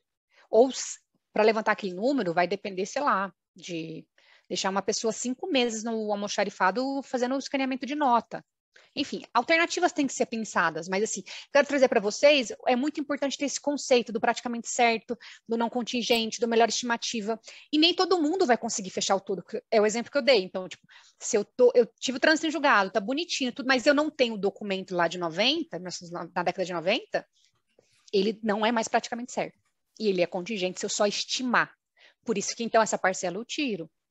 Então, dentro desse espectro, desse quebra-cabeça, que todos vocês vão ter que pensar um pouco para fins de contabilidade e dividir com seus auditores, por óbvio, né? Bem, o Ibracon vem trazer isso. Deixa eu ver aqui o horário, gente. Se eu estiver falando muito, vocês me avisem. E sinto-se à vontade para me interromper também. Então, pode falar, Rosana. Oi, boa noite. Uma dúvida, para fins só do levantamento do crédito, eu não preciso necessariamente trabalhar com um documento físico, né? Eu posso pegar uma relação do meu sistema, né? Pelo menos é dessa forma que eu estou trabalhando. Rosana, o que a gente tem feito? Eu brinco que o ótimo é inimigo do bom. Não vamos ser mais realistas que os reis, né? Então, o que eu sempre falo é, de 2009 para cá, a gente tem grandes chances de buscar no XML. O grande problema é que muitas empresas, por muito tempo, guardou o DANF, mas não guardava o XML, o arquivo XML. Então, não necessariamente as empresas vão ter todos eles. Mas a gente tem grandes possibilidades de buscar direto no XML, de 2009 para cá, então pegar toda a guarda de XML possível. E quando eu penso em FD, 2013, 2011, depende de qual onda a empresa entrou, eu tenho também na FD a possibilidade de pegar já o PIS/COFINS, o ICMS indicado e ali mesmo calcular. Então, quando eu penso 2013 principalmente para frente, tá meio que fácil, tá dentro de casa. 2009, para quem guardou até 2013 XML, se tiver, também estaria meio fácil. 2009 para trás, aí vem o sacolejo. O que a gente geralmente recomenda? Bem, eu vou buscar, por exemplo, um relatório gerencial no meu sistema. Perfeito. Mas ele é bom? Se o fisco chegar aqui, como eu mostro para ele que é bom? Então, o que a gente tem buscado? Consistências que comprovem. Então, olha, fisco, peguei um relatório aqui que mostra que eu vendi R$1 milhão. E esse R$1 milhão mostrava aqui que tinha R$100 mil de PIS/COFINS. Tá vendo que esses R$100 mil de PIS/COFINS eu indiquei aqui na DACOM? Então, eu mostro para ele a consistência do tipo, eu não tenho a DACOM aberta, infelizmente. Eu não tenho a DCTF aberta do montante pago, eu não tenho ECF, nem DIPJ na época. Então, o que eu tenho para te mostrar? Que o valor oferecido à tributação, em sua totalidade, é a soma dessas notas que eu retiro do meu sistema. E essas notas que eu retiro do meu sistema, eu consigo comprovar que foram indicadas no meu SPED fiscal, ou no seu valor total na minha GIA. Eu consigo, então, criar esse raciocínio de diligência, de mostrar o conteúdo. Então, do meu Sintegra, então eu já fiz trabalhos em que eu mostrei que o relatório gerencial bate com Sintegra, da época, que bate com SPED, quando é mais antigo, 2009, né? Ou que bate, por exemplo, nos seus valores totais a GIA, porque a GIA é mais velha que todo mundo aqui junto somado, né? Ou conta corrente, enfim. Mas a gente mostra, então, mesmo que seja no nível CFOP, né, no nível totalizador, então, é isso, Rosana, acho que não precisamos ter as notas. A gente precisa ter o melhor caminho que comprove. No caso, nós somos empresa prestadora de serviço de transporte, então não vai ter XML da nota, tá? Então, de um determinado ano para cá, a gente tem a CTOS, aí eu procurei fazer realmente o cruzamento com a EFD e ICMS, tá? Então, eu estou listando nota a nota. Perfeito. E também estou relacionando também o cruzamento desses totalizadores mensais com valores informados na EFD, tá tudo batido. É isso aí. É esse o caminho, porque aí a gente mostra a consistência, né? Porque como é que eu provo o que está na DACOM? O que eu provo na DACOM é que eu te ofereci R$100 mil a tributação. Quer dizer, 100 mil foi o tributo, né, no meu exemplo aqui, e foi 1 milhão até o oferecimento, fingindo que é 10%. Então, eu tenho que mostrar de onde veio isso. Ó, cara, veio daqui. E aí, no mundo do transporte, quando a gente tem uma prestação de serviço tributada, a gente está até num ambiente, não é fácil, não vou dizer que é fácil, mas um ambiente menos complexo na parte de conexão das tributações. Eu vou dar um exemplo, por exemplo, do que não funciona, ver de formas totalizadas. Por exemplo, Mari, eu vou fazer a análise pelo meu FD Contribuições, mas ela era fechada, eu não fazia a informação aberta. Aí a minha pergunta é, como é que você consegue vincular que, numa nota, por exemplo, com 10 itens, vou dar um exemplo bom, assim, para mostrar a dificuldade. Farmacêutico. Como é que eu consigo demonstrar que para os 10 itens da nota, todos eles têm ICMS e PiscoFins coincidentes? Sendo que a gente sabe que tem casos em que eu tenho benefício de isenção no ICMS, mas eu tenho monofásico de PiscoFins. Ou vice-versa, eu tenho ST, mas eu posso ter um benefício, dependendo para quem eu vendo, para um hospital de PiscoFins. Então, no mesmo item, no nível nota, eu tenho que ir no nível item. No nível nota, tem que ir no nível item. Porque eu tenho que tentar entender se eu ofereci para tributação dos 2 tributos ao mesmo tempo. Minha pergunta é, teve PiscoFins? Teve. Saco ele. Teve ICMS? Ah, esse não teve, então eu tiro. Ou algum que tem o ICMS, mas não tem o PiscoFins. Ou, por exemplo, eu comprei substituído. Então, é uma outra tese de ICMS, se o substituto tributário tem direito a recuperar, mas não está na decisão do Supremo que a gente está falando aqui. Então, é tudo isso que tem que ser avaliado com muito cuidado e que vai trazer, o que a gente estava falando aqui, Rosana, o grau de conforto de que tem um bom número, está bem substanciado em documentos, estou preparada para a fiscalização, pode registrar esse número, não tem dúvida. É lógico, eu sempre brinco para alguns diretores financeiros, falam assim, Mari, você sabe, fisco, sempre vai ter algum ponto. Cara, sempre vai ter um ponto, sempre vai. Para tudo que a gente faz correto, o fisco sempre vai tentar achar alguma coisa. Mas o que não dá para a gente não registrar e não dar à disposição dos acionistas esse patrimônio, né, corrigido com esse ativo, é pelo simples medo de ser autuado ou fiscalizado. O ponto é, a gente tem que estar muito confortável de que está documentado, está controlado, dentro do melhor que você tem. Fala, Giane.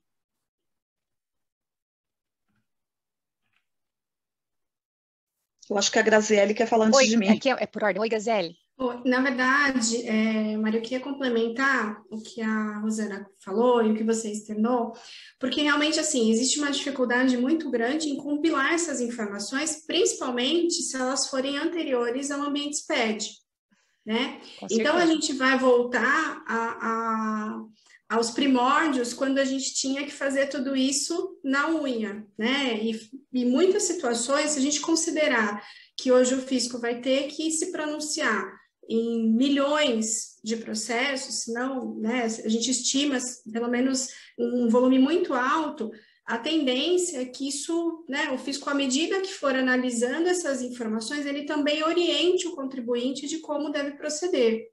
E o cruzamento, eu ainda imagino que o cruzamento das informações, ela vai partir do macro, que são os totais, né? Então, eu busco lá o total na FD, busco eventualmente na GIA, e a partir desses totais, por CFLP, ele vai abrindo por item, né? Então, acho que assim, o primeiro, eu pelo menos penso, não sei o que você acha, mas que ele vai do macro para o micro, né? Então, se ele chegar lá no macro, já identificar uma contingência, ele vai descer, vai indo por etapas, até chegar o momento que aquela informação ele entenda que é efetivamente viável e confiável, porque se considerarmos o tempo, né, até mesmo você falou que teve um cliente de 99, dependendo do montante do volume das operações, talvez o próprio fisco nem tenha condições de analisar isso de forma detalhada. É realmente você passar a informação, pelo menos do ponto de vista fiscal, confiável, né? Eu penso, né, porque existem empresas que têm um arcabouço estrutural, tecnológico muito grande, mas tem empresas, assim, que vão ter, apesar de ter esse arcabouço, ainda tem que lidar com uma situação passada que não era abarcada pela tecnologia. Eu acho que isso vai dar ainda muita discussão de como o fisco vai proceder ou não em relação a isso. Excelente. E, puxando só mais um gancho, você comentou quando a Val estava fazendo a apresentação sobre a questão da alteração já da FD, né? Então, a gente já tem a FD, já a versão de junho, ela já trouxe a alteração, incluindo lá os contribuintes que já teriam trânsito em julgado, teriam que fazer a adaptação do seu sistema para já vir desde o documento fiscal até a exclusão do ICMS, ressalvado aqueles que não têm o trânsito em julgado. Você tem algum cliente que esteja nesse período de transição, que tinha o processo, mas ele não tinha transitado em julgado, transitou recentemente, ele estava com a condição de suspensão da exigibilidade, agora transitou e ele tem que mudar toda a sua estrutura? Porque a gente... Só um pouquinho, pode falar. Dando gancho, porque a Cris está na fila com a Jane, que são duas empresas, né? Quem aqui do grupo tem essa situação? Eu inverto a pergunta, né? Que a Grazi colocou. Como que vocês no grupo veem essa situação? Não sei se é isso que a Jane quer colocar. E a Cris, se ela quiser já emendar, Cris, já trazendo, que além da questão do PiscoFins, né, discussão, a gente acaba falando do PiscoFins, que é inevitável, porque ele está muito presente, né? Mas a ideia aqui é porque a gente só tem tomado café, almoçado e jantado PiscoFins. Essa que é a verdade. Tomou muito do dia a dia, a gente então está, talvez, dando... lógico que não precisa ser a mesma atenção, até porque o motivo, o montante, mas há outras discussões no Supremo, outras teses no Supremo, que também trazem questões para o negócio.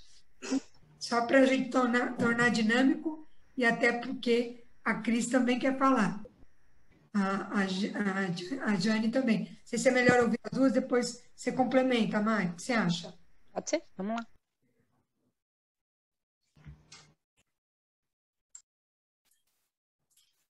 As teses, vamos dizer assim, as teses subsidiárias, a gente já está ingressando também, mas a minha questão aqui é quanto a essa questão de oferecimento à tributação, né?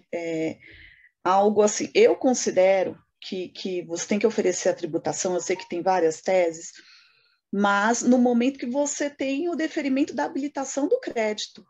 Antes disso, eu não tenho nada, né? Eu não tenho esse crédito. Ainda que tenha o trânsito em julgado, eu não tenho uma disponibilização econômica, eu não tenho um cálculo. Então, eu preciso, até mesmo a decisão judicial, ela estabelece que você só pode fazer, enfim, ter essa disponibilidade a partir do momento que a Receita Federal defere para você. Eu sei que existe uma solução de consulta da Receita que ela não coloca isso, né? Mas eu também gostaria que vocês discorressem aí quanto à questão, vamos dizer, se houver qualquer tipo de discussão nesse sentido pela Receita Federal, vocês têm ideia de como isso está judicialmente, no judiciário, se essa posição que eu entendo que é a mais lógica, né, de que você só pode oferecer a tributação no momento que você tem o deferimento da habilitação do crédito, ela está sendo aceita, ou o judiciário está envolvendo aí a questão, eles estão concordando com a solução COSIT da Receita, de que isso tem que ser oferecido à tributação lá atrás no trânsito em julgado, mesmo diante de todas essas situações, né, que nada é pacífico, existe uma disposição, daí a Receita não concorda, ela sempre cria aí um subterfúgio, né, como que funciona. Na verdade, eu queria que vocês complementassem essa questão. Anotado aqui. Cris, quer falar e depois eu falo tudo junto? Eu ia só trazer um pouco da experiência até para o que a Graziele comentou, que o fisco, no nosso caso, já começou a fiscalizar, e ele já começou a pedir pelo item, ele não começou no macro e foi para o item depois, ele já iniciou a fiscalização pelo item. Então, assim, até o que acho que foi a Rosana que perguntou, né? No nosso caso, a gente usou Sintegra, porque a gente tinha também períodos bem antigos e que não tinha todas essas possibilidades de cruzamento, mas a gente seguiu muito o que a Mari falou. Sintegra versus Dacom, mas quando você vai olhar no item, nem tudo a gente tem no item, né? Nem todos esses períodos, até porque os documentos não eram tratados dessa forma, os registros não eram tratados dessa forma. Então, se você puder, né, quem tiver nessa fase de levantamento, ter essa informação por item, acho importante, porque ele já está começando a fiscalizar e já está começando a fiscalizar por item do documento, o que é bem preocupante, assim, ainda mais, né, desses períodos antigos aí que a gente não tinha tanta... Era só esse complemento aí. Excelente. Você quer falar, Liliane Goya? Oi, posso falar. Vocês me ouvem bem? Muito bem. Ok, não, rapidinho também, voltando um pouco à questão em relação ao reconhecimento em si, né? Uma das discussões que eu tenho tido aqui como a gente tem duas ações, uma para o período anterior a 12973 e a outra não, a primeira transitou em julgado e a segunda não, uma das discussões que a gente vem tendo com a auditoria é, para o reconhecimento nesses aspectos do CPC 25, qual é a data de corte do reconhecimento desse crédito, né? E isso é algo que a gente ainda não conseguiu chegar a uma conclusão definitiva, porque existem dentro desse grupo que nós estamos discutindo o posicionamento de que, apesar de eu não ter o trânsito em julgado da minha ação, o meu crédito deveria cessar em 17, com a data da ação, e dali para frente eu já deveria fazer por meio de retificação o período, inclusive o corrente, dentro das determinações aí do novo manual. Já tinha o anterior, ele só foi ratificado aí a forma de fazer por item no bloco C, nessa instrução nova que a Receita publicou mês passado, ou não, né? Ou se isso vai até o trânsito em julgado da minha ação. E se assim o for, como que eu vou ficar atualizando esse crédito aí ao decorrer do período, né? E só gostaria que vocês comentassem se mais alguém tem essa situação. Tá. Não sei se ficou claro. Ficou claro. Vou até voltar, vou fazer uma ordem aqui, vou voltar na parte que é momento de contabilização. Porque a gente falou do caso mais simples, né? Transitou em julgado, tá certo, não tem dúvida, né? Mais simples entre aspas, mas é um dos mais simples. E aí a gente tem aqueles casos em que eu ingressei com a ação posterior a 2017, tive um trânsito em julgado antes da decisão de 2021, agora. Então, eu tenho clientes que entraram com a ação em 2017 e tiveram trânsito em julgado em 2020, por exemplo. Foi super rápido. Esse cara, ele está resguardado por uma decisão. Eu vou comentar esse caso, que não é o seu, Liliane, mas é para fazer um crescimento no raciocínio. Então, é um caso, por exemplo, que eu transitei posterior à modulação dos efeitos, né, posterior a 15/3. Eu tive um trânsito em julgado que me trouxe uma ação individual e concreta para mim e que legitima o semestre na base de cálculo do PIS da COFINS para todo o meu período. E que foi corroborado em 21, que era exatamente aquele valor e que, inclusive, era o valor destacado. O que o IBRACON fala, o que a gente tem falado é, para os casos em que estão feitos e finalizados, mesmo que posterior e que depende de uma ação rescisória, a gente deveria tratar como um fato novo se acontecer a rescisória. Então, para aqueles que têm, pelo que eu entendi dos comentários do IBRACON, a gente tem, mesmo para quem entrou posterior à modulação dos efeitos, mas teve um trânsito anterior, em que te garante que você, de forma individual e concreta, tem um direito àquele valor para 5 anos antes de 17, para você estar resguardado contabilmente, você deveria fazer o registro. Em caso de rescisória, havendo um fato novo que poderia mexer nesse ponto. E aí tem toda uma discussão, porque havia um medo, fala, cara, mas eu tenho certeza que a rescisória vai vir, como é que eu vou contabilizar isso agora? Mas aí, para fins contábeis, tem sido muito discutido sobre por que eu não deveria registrar, sendo que eu tenho uma ação individual e concreta para mim, e que dependeria de um evento futuro que não é certo que vai acontecer, que é a rescisória. E aí, para o seu caso, Liliane, que é a 2973, o que a gente tem falado com todos os nossos clientes é quem tem ação em andamento só pode registrar depois do trânsito em julgado. Deveria aguardar, porque a gente pode ter surpresas no trânsito em julgado individual. Não deveria ter, né? Mas a gente pode ter surpresas. Como, por exemplo, a Val comentou que num dos recursos, em uma decisão que teve no TRF 3, se eu não me engano, a PGFN aproveitou e trouxe o tema do crédito e foi negado a questão do crédito, o semestre na base de cálculo do PIS da COFINS no crédito como indevido. Foi negado. Mas vai que passa. Aí eu tenho uma ação transitada individual e concreta para mim, que me legitima a saída, mas também me legitima que eu não posso tomar com base no crédito. Por isso que a gente tem que sempre observar o trânsito em julgado. Para quem tem ação, eu tinha discutido com alguns clientes na hipótese de eu desistir da ação, mas a desistência da ação em momento processual depende da anuência da outra parte, a depender de quem recorreu. Então, nem sempre é fácil simplesmente desistir da ação, porque geralmente as ações nas fases que estão paradas na mão da PGFN, não na mão do contribuinte. Então, não é fácil desistir, mas você deveria aguardar para fins de tomar decisão ali para frente. Mas acho que tem que dividir com os auditores, Liliane, acho que o IBRACON não fala dessa mudada de 12973, na opinião dele. O que a gente sempre tem falado é quem está com ação para transitar em julgado tem que dever aguardar o trânsito em julgado para dar as consequências contábeis. A grande pergunta é se você consegue desistir e tomar as suas decisões de 2017 em diante. Mas o ponto que 12973 você deve ter entrado em 15, não sei se quando você entrou com a ação, mas Foi no limite ali da modulação, mas foi anterior. Mas daí a gente fica, vamos dizer, esse período de 15 a 17 acaba ficando, de alguma forma, descoberto, né? Assim, você tem que, a princípio você vai entrar, vai ter uma confirmação, né, de tudo. O valor já é conhecido para fins contábeis, então você poderia... Deixa eu fazer um corte para tentar fazer um raciocínio contigo. Você tem até 2015, porque você teve o trânsito em julgado que te resguardava até 2015. Aí você tem 17 e 18 ali no limbo. Não, desculpa. 16 e 17, né? Até março de 17 ali no limbo. E de 17 em diante todo mundo tem direito. Esse direito você já pode exercer para fins contábeis. E aí você não teria um imposto de renda para pagar por causa do que você não tem nenhum trânsito em julgado que te vincula a isso. Só que você tem o limbo da contabilidade para esses 2 anos. Porque você não tem a certeza dele no seu processo, que deveria vir logo na sequência, entendeu? O corte que eu fiz. Entendi. Nos pontos em de termos certeza. de valor, eu deveria atualizar isso mensalmente, vamos dizer assim. Eu vou fazer uma data de corte para reconhecer se eu não desisto da ação, né? Esse período. E aí, mensalmente, eu dou... Vai virar aquele planilhão, tipo um CARD, que você vai ter que atualizar tudo.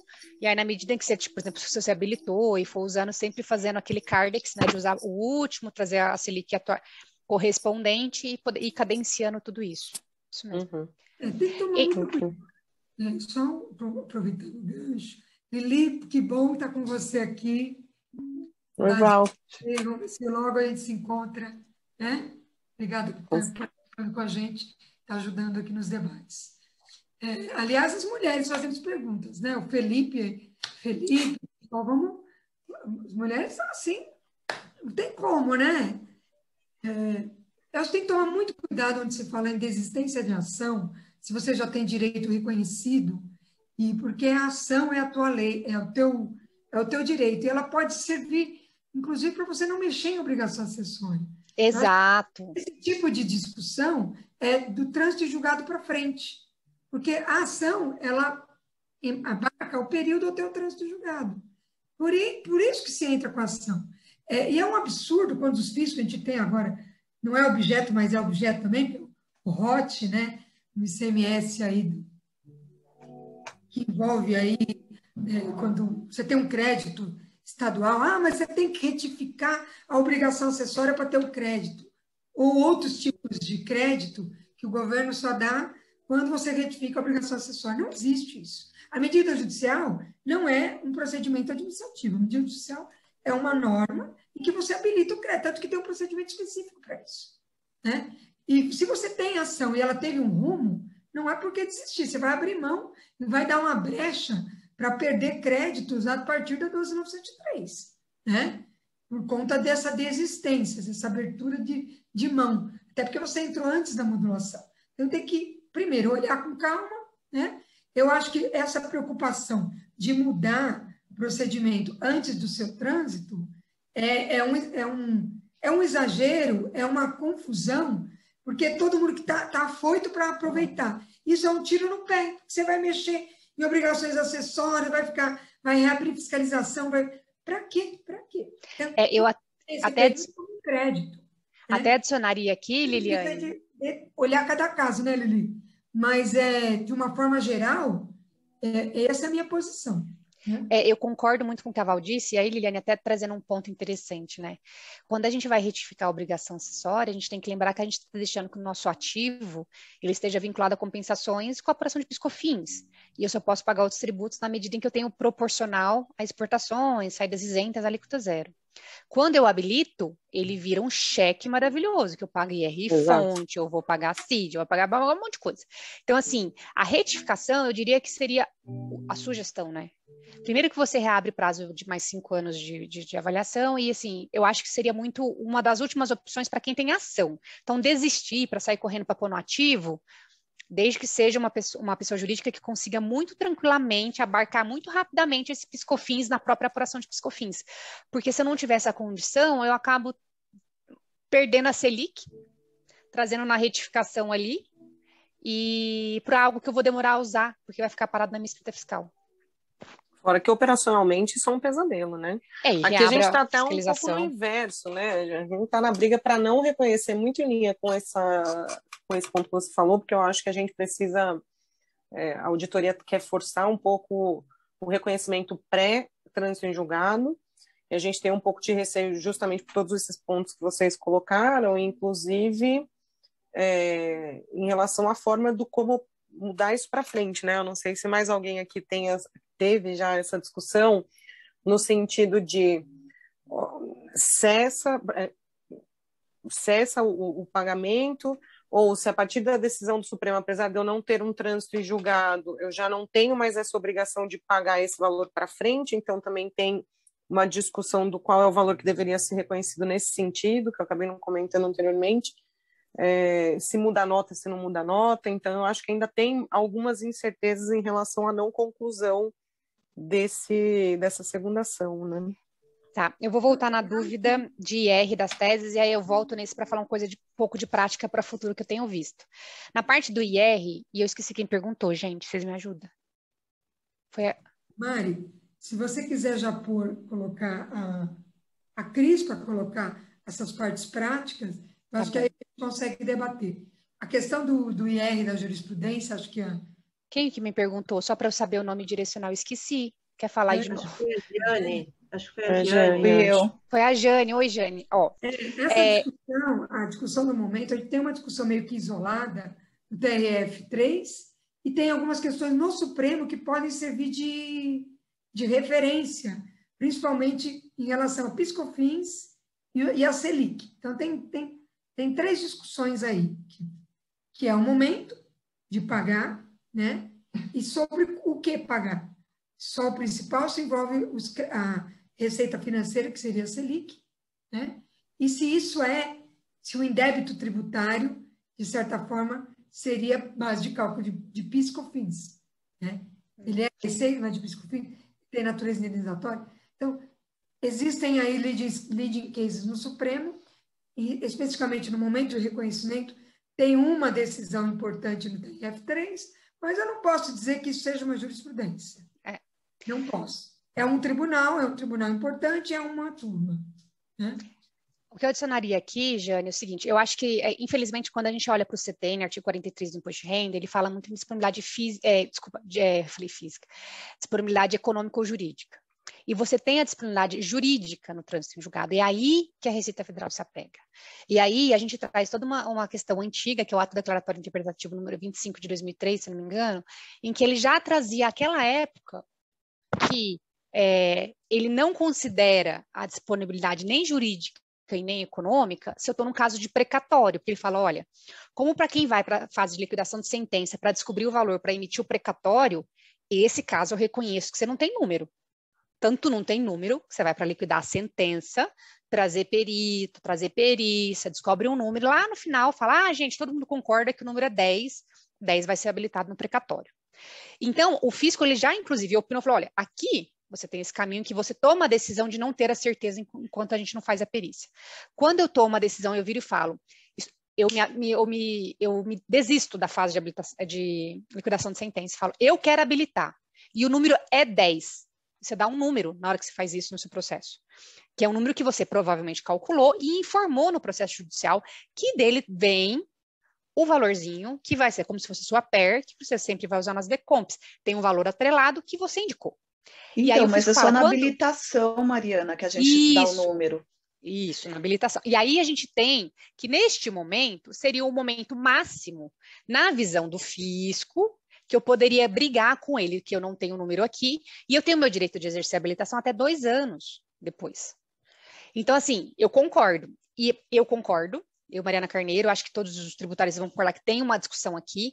Fica mais difícil as outras teses, que é na homologação, ou na compensação, ou na homologação da compensação. Essas são mais teses um pouco mais arrojadas, tem todos os seus raciocínios envolvidos. E aí a gente tem esse gap entre trânsito, julgado e habilitação. Esse aqui eu acho que é o passivo de discutir. O que a gente traz como auditor que a gente fala que teria um problema? O auditor, ele é mais quadrado, né? Em que ponto que ele é quadrado? A gente tem que avaliar e trazer para o seu risco, para o seu patrimônio, qualquer risco de autuação. E quando a gente vê, e infelizmente, a norma dada para o fiscal é uma norma que vai te trazer risco ou não. Então, quando tem uma solução de consulta, quando tem um ato declaratório interpretativo, e quando tem tudo isso em que fala, se o fisco vier aqui, ele vai pedir os juros dessa dilação de prazo, vamos supor que eu demorei 1 ano para habilitar, ele vai pedir, ele vai falar que seu IR era devido um ano antes, ele vira sim um passivo com relação ao IR não pago. E aí, óbvio, entrando com uma legal opinion, falando, olha, mas a gente tem característica de probabilidade de ganhar, isso tudo se desfaz, você resguarda o seu registro de passivo contingente, sua provisão, e segue dentro de um legal que é taxado. Eu concordo, tem todas essas decisões, o fisco se apega na disponibilidade da eficiência, eu acho que ela tem essa falha, porque eu não tenho o número na disponibilidade, eu só dou o número no momento em que eu peço a habilitação, e aí que tem uma boa briga para a gente com certeza falar que essa diferença deveria ser dada ao contribuinte, não ao fisco. Pessoal, eu tenho tempo agora da Cris, o que eu queria trazer aos aspectos contábeis é CPC 25, e aí quando a gente pensa em verbas indenizatórias, a gente tem que pensar sempre igual também, então a grande pergunta é, se eu estou reconhecendo benefícios de verbas indenizatórias, ele era bonitão, não tinha contingência, era praticamente certo e tudo mais. O que aconteceu agora? Eu criei uma contingência para uma parcela das verbas indenizatórias, como bem explanado pela Valdirene. Então, as empresas passam a ter que revisitar com os seus advogados, legal opinion, para avaliar a probabilidade de êxito, de reverter a reversão que o STF trouxe em algo que estava tão pacificado por nós e todos os contribuintes estavam se aproveitando. A pergunta é, nasceu um passivo contingente depois dessa decisão? Se nasceu, vai todo mundo, uma parcela vai brigar. Quando eu vou brigar, a probabilidade de ganhar é boa. Então, necessidade de rever as legal opinions, voltar a atualizar e perguntar se eu não estou criando um passivo contingente, porque eu ainda estou me aproveitando das verbas indenizatórias na visão antiga, tá? E para a parte de ICMS, o que a gente só fala, ICMS não tem nenhuma decisão, são só processos em andamento. O que a gente ressalta a importância de fazer tax planning e avaliar quais são os impactos, a depender das decisões que poderão vir, para as empresas estarem bem preparadas para o que o STF pode aprontar para a gente, tá bom? Cris, quer trazer um pouquinho de visão prática disso tudo? Eu acho que com isso tudo está todo mundo ficando maluco, né? Assim, a prática é o que eu vou poder dizer para vocês, e acho que é o que todo mundo passa aqui, até pelas perguntas que o pessoal já fez, né? Então, o assunto PIS/COFINS, como a gente já comentou, a própria Val falou, é um assunto que é a tese do século, e ela não sai, né, de cena, não dá espaço para a gente às vezes não dá espaço nem para a gente pensar em outras coisas, né? Então teve, no nosso caso, no nosso grupo, a discussão, a gente já está na etapa da fiscalização, então a gente já passou por essa discussão, até esse questionamento da Giane, a gente se fez muito na época, né, do reconhecimento e o momento do reconhecimento, e a nossa auditoria não deixou a gente esperar a habilitação ser deferida. A gente até tinha essa intenção, porque com o deferimento da habilitação e o imposto que eu tinha para pagar, poderia até casar um pouco as coisas ali. Mas a gente não conseguiu, na época, mesmo sem ter, mesmo ainda tendo dúvidas, né, em relação à tese. Tinha tudo isso que a Mari comentou. Então, a gente ainda tinha, a gente reconheceu em 2018, então a gente ainda tinha a solução COSIT, a gente ainda tinha indefinições, mas mesmo assim a gente reconheceu. Desse tema também, trazendo um pouco para vocês aí a questão da fiscalização, que eu até comentei, né? A gente já está, né, nesse estágio da fiscalização, porque a nossa habilitação foi deferida, e aí começamos a utilizar os créditos.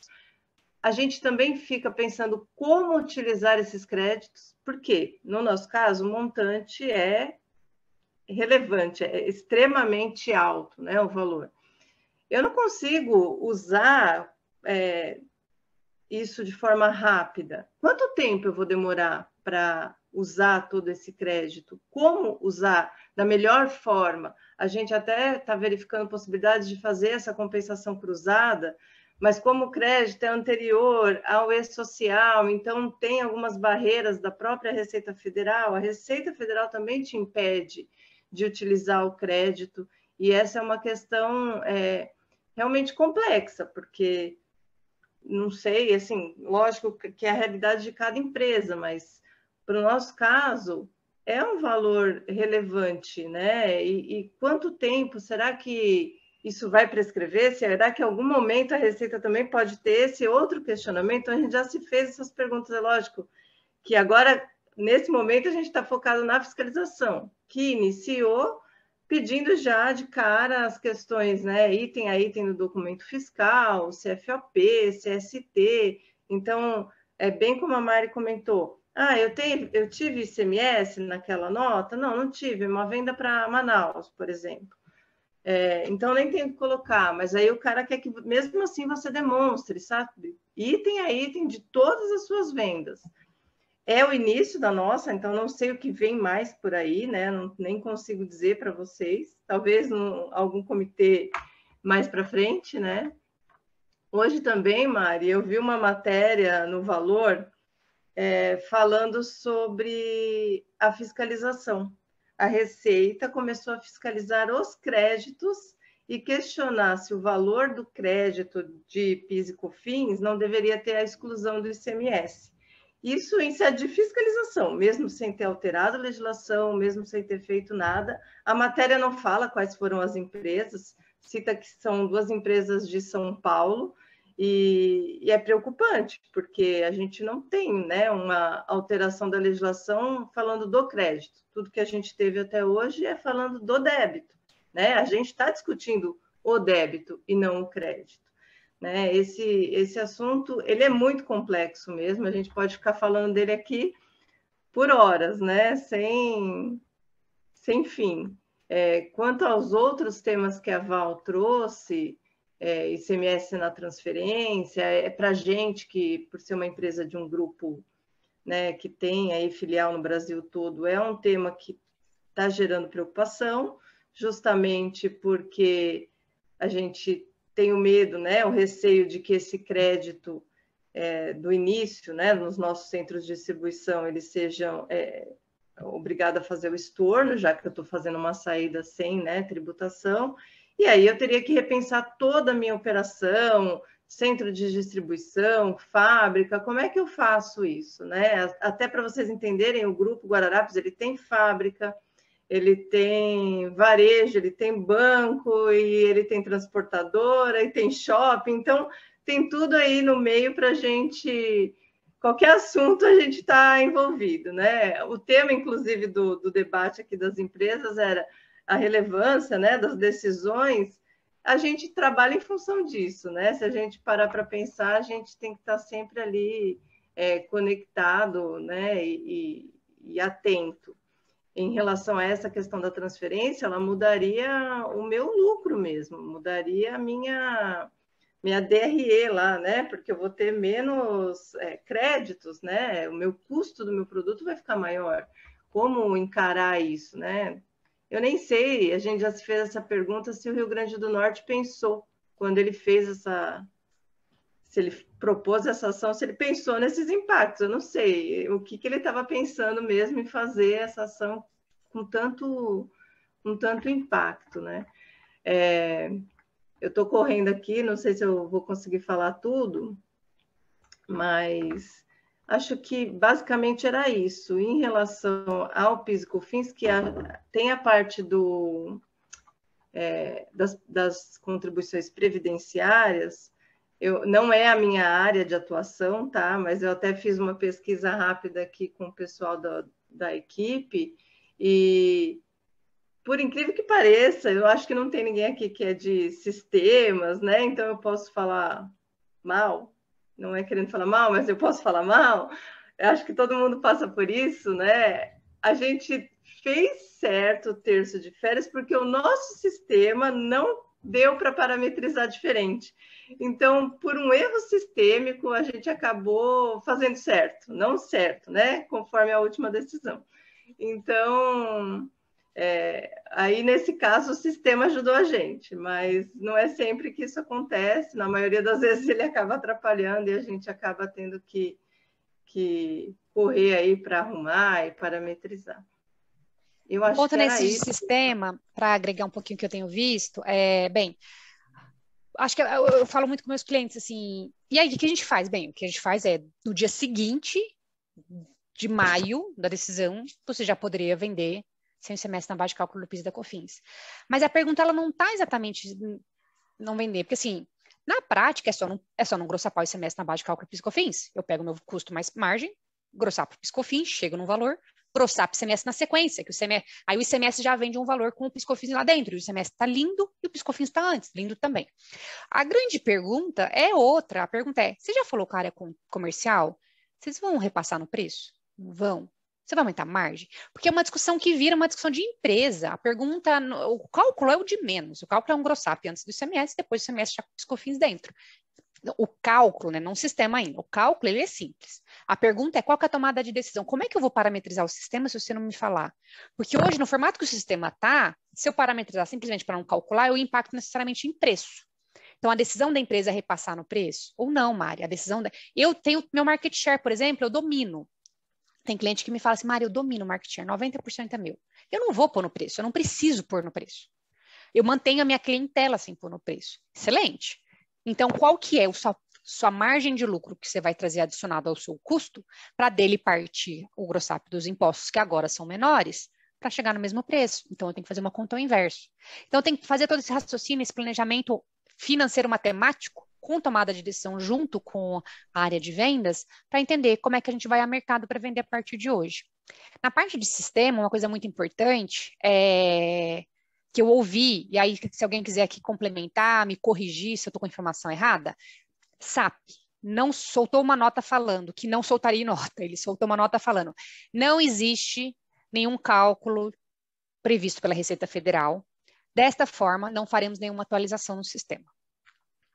TOTUS, o que me falaram é que a TOTUS já permitiu fazer o cálculo já sem o GROSSAP do ICMS. Então, dois ERPs grandes, né?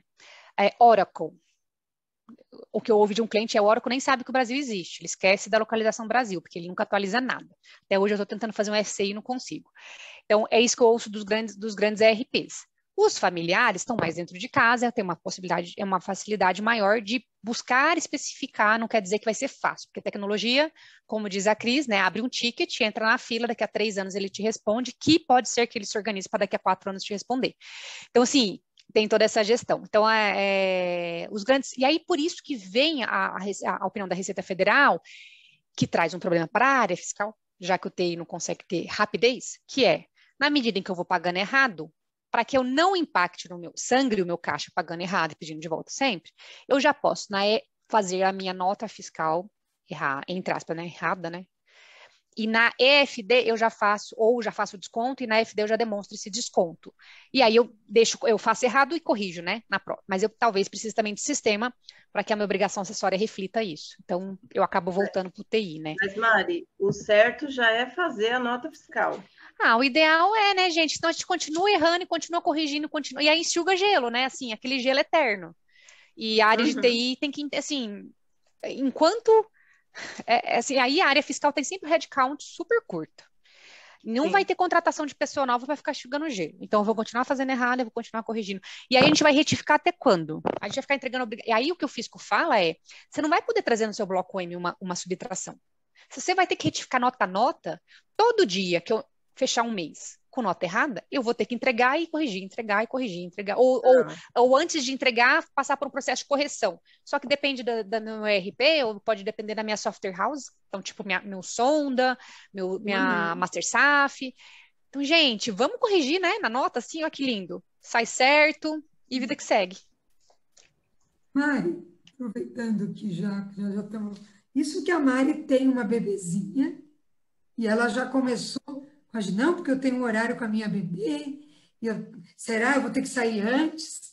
Acho que a gente vai ficar direto, acho que a sua bebê está tranquila. Não, eu mandei o WhatsApp para o marido, ele está lá e a gente já trocou os turnos aqui. Isso aí. Maridos apoiando as esposas aqui, discutindo PIS/COFINS, hein? Discussões de alto nível. Gente, a gente não vai resolver todos os problemas hoje. Eu acho também que a gente tem que sempre considerar o processo. Eu sei que é uma velha dinâmica, auditoria, contencioso, advogado. Se você tem um processo, enquanto não transita em julgado, a tua decisão, ela suspende a exigibilidade do crédito tributário. Mas o Supremo deu. Bem, mas eu posso escolher esperar o trânsito julgado para ter minha data de corte, se isso te ajuda. Se não, bora lá fazer depois que o Supremo decidiu e referendou, que é agora, quando julgou os embargos. Mas sempre tem essa possibilidade plenamente defensável do meu ponto de vista. Tá? Não querendo falar só de PiscoFins, mas lembrando de tudo e até ressalvando aqui, agradecendo também as minhas queridas convidadas, vamos ficar atentos a todos esses julgamentos, a todas essas decisões do Supremo. Esse ano é um ano que ainda tem muito. Temos um novo ministro no lugar do ministro Marco Aurélio, que era um ministro que tinha ali, apesar das polêmicas, a grande maioria de votos favoráveis ao contribuinte. Entra um novo ministro que é uma incógnita, né? Que pode substituí-lo em assuntos relevantes. Então, é importante estar sempre atento a esses julgamentos. Alinhar a auditoria a processo, ter essa comunicação entre as áreas. A gente viu aqui inúmeras colocações que ou olha a decisão, ou áreas que são distintas, né? A própria Cris comentou, olha, eu não cuido diretamente do previdenciário, né? Então, assim, eu acho que esse tema é importante para unir essas áreas e servir até para novos assuntos. A gente está aí prevendo até nos nossos próximos comitês falar da reforma tributária. Então, é mais um motivo para união das áreas, né? Tributária e fiscal, talvez a área previdenciária, se é uma área diferente, né? E eu senti aqui com dever cumprido, faltando aqui 5 minutos para terminar a nossa reunião. Acho que foi bastante interessante a participação. Aqueles que não puderam participar também, agradeço de estarem com a gente aqui até agora. A intenção desse grupo é trazer esse problema e pensar em como podemos ajudar. Como a gente tem um canal também com a RFB e com a PGFN, a gente consegue levar temas em nome da associação. Então, algumas necessidades. Então, lógico, a gente não precisamos resolver isso hoje, mas vamos pensar aí em soluções, em questões que a gente possa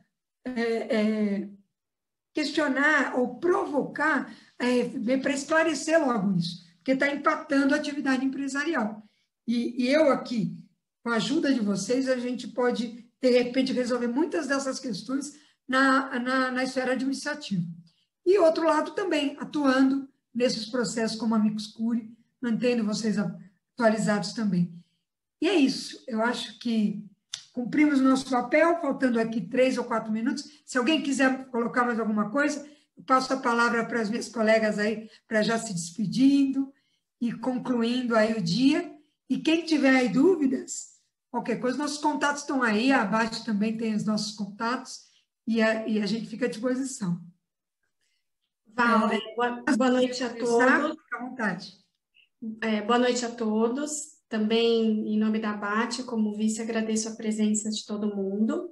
E eu acho que hoje a gente começou num tema, né? A gente falou de vários temas, e durante essa conversa, alguns pontos eles acabaram sendo potencializados. Então, eu acho que é interessante também, né? Esse grupo que está aqui, se quiser mandar sugestões de temas, olha, gostaríamos de abordar com mais profundidade tal questão, eu acho que isso vai nos ajudar bastante, até mesmo a trabalhar e melhorar todo esse sistema caótico que hoje é o sistema tributário do Brasil, né? Do ponto de vista fisco, contribuinte, né? A Cris mesmo falou que começaram já por item. Eu imagino o caminhão de coisas que receberam e torço para que regridam, né? Mas, assim, se vocês puderem também enviar sugestões, a gente está aberto e seria um prazer poder atender todo mundo. Obrigada. Obrigada, Mari. Obrigada, Cris. Obrigada, Val. Obrigada pela oportunidade, pessoal. Obrigada, pessoal. Então é isso. Obrigada às minhas queridas convidadas. E vamos em frente. Eu agradeço todos essa noite fria, dizem que é a mais fria do ano, hein?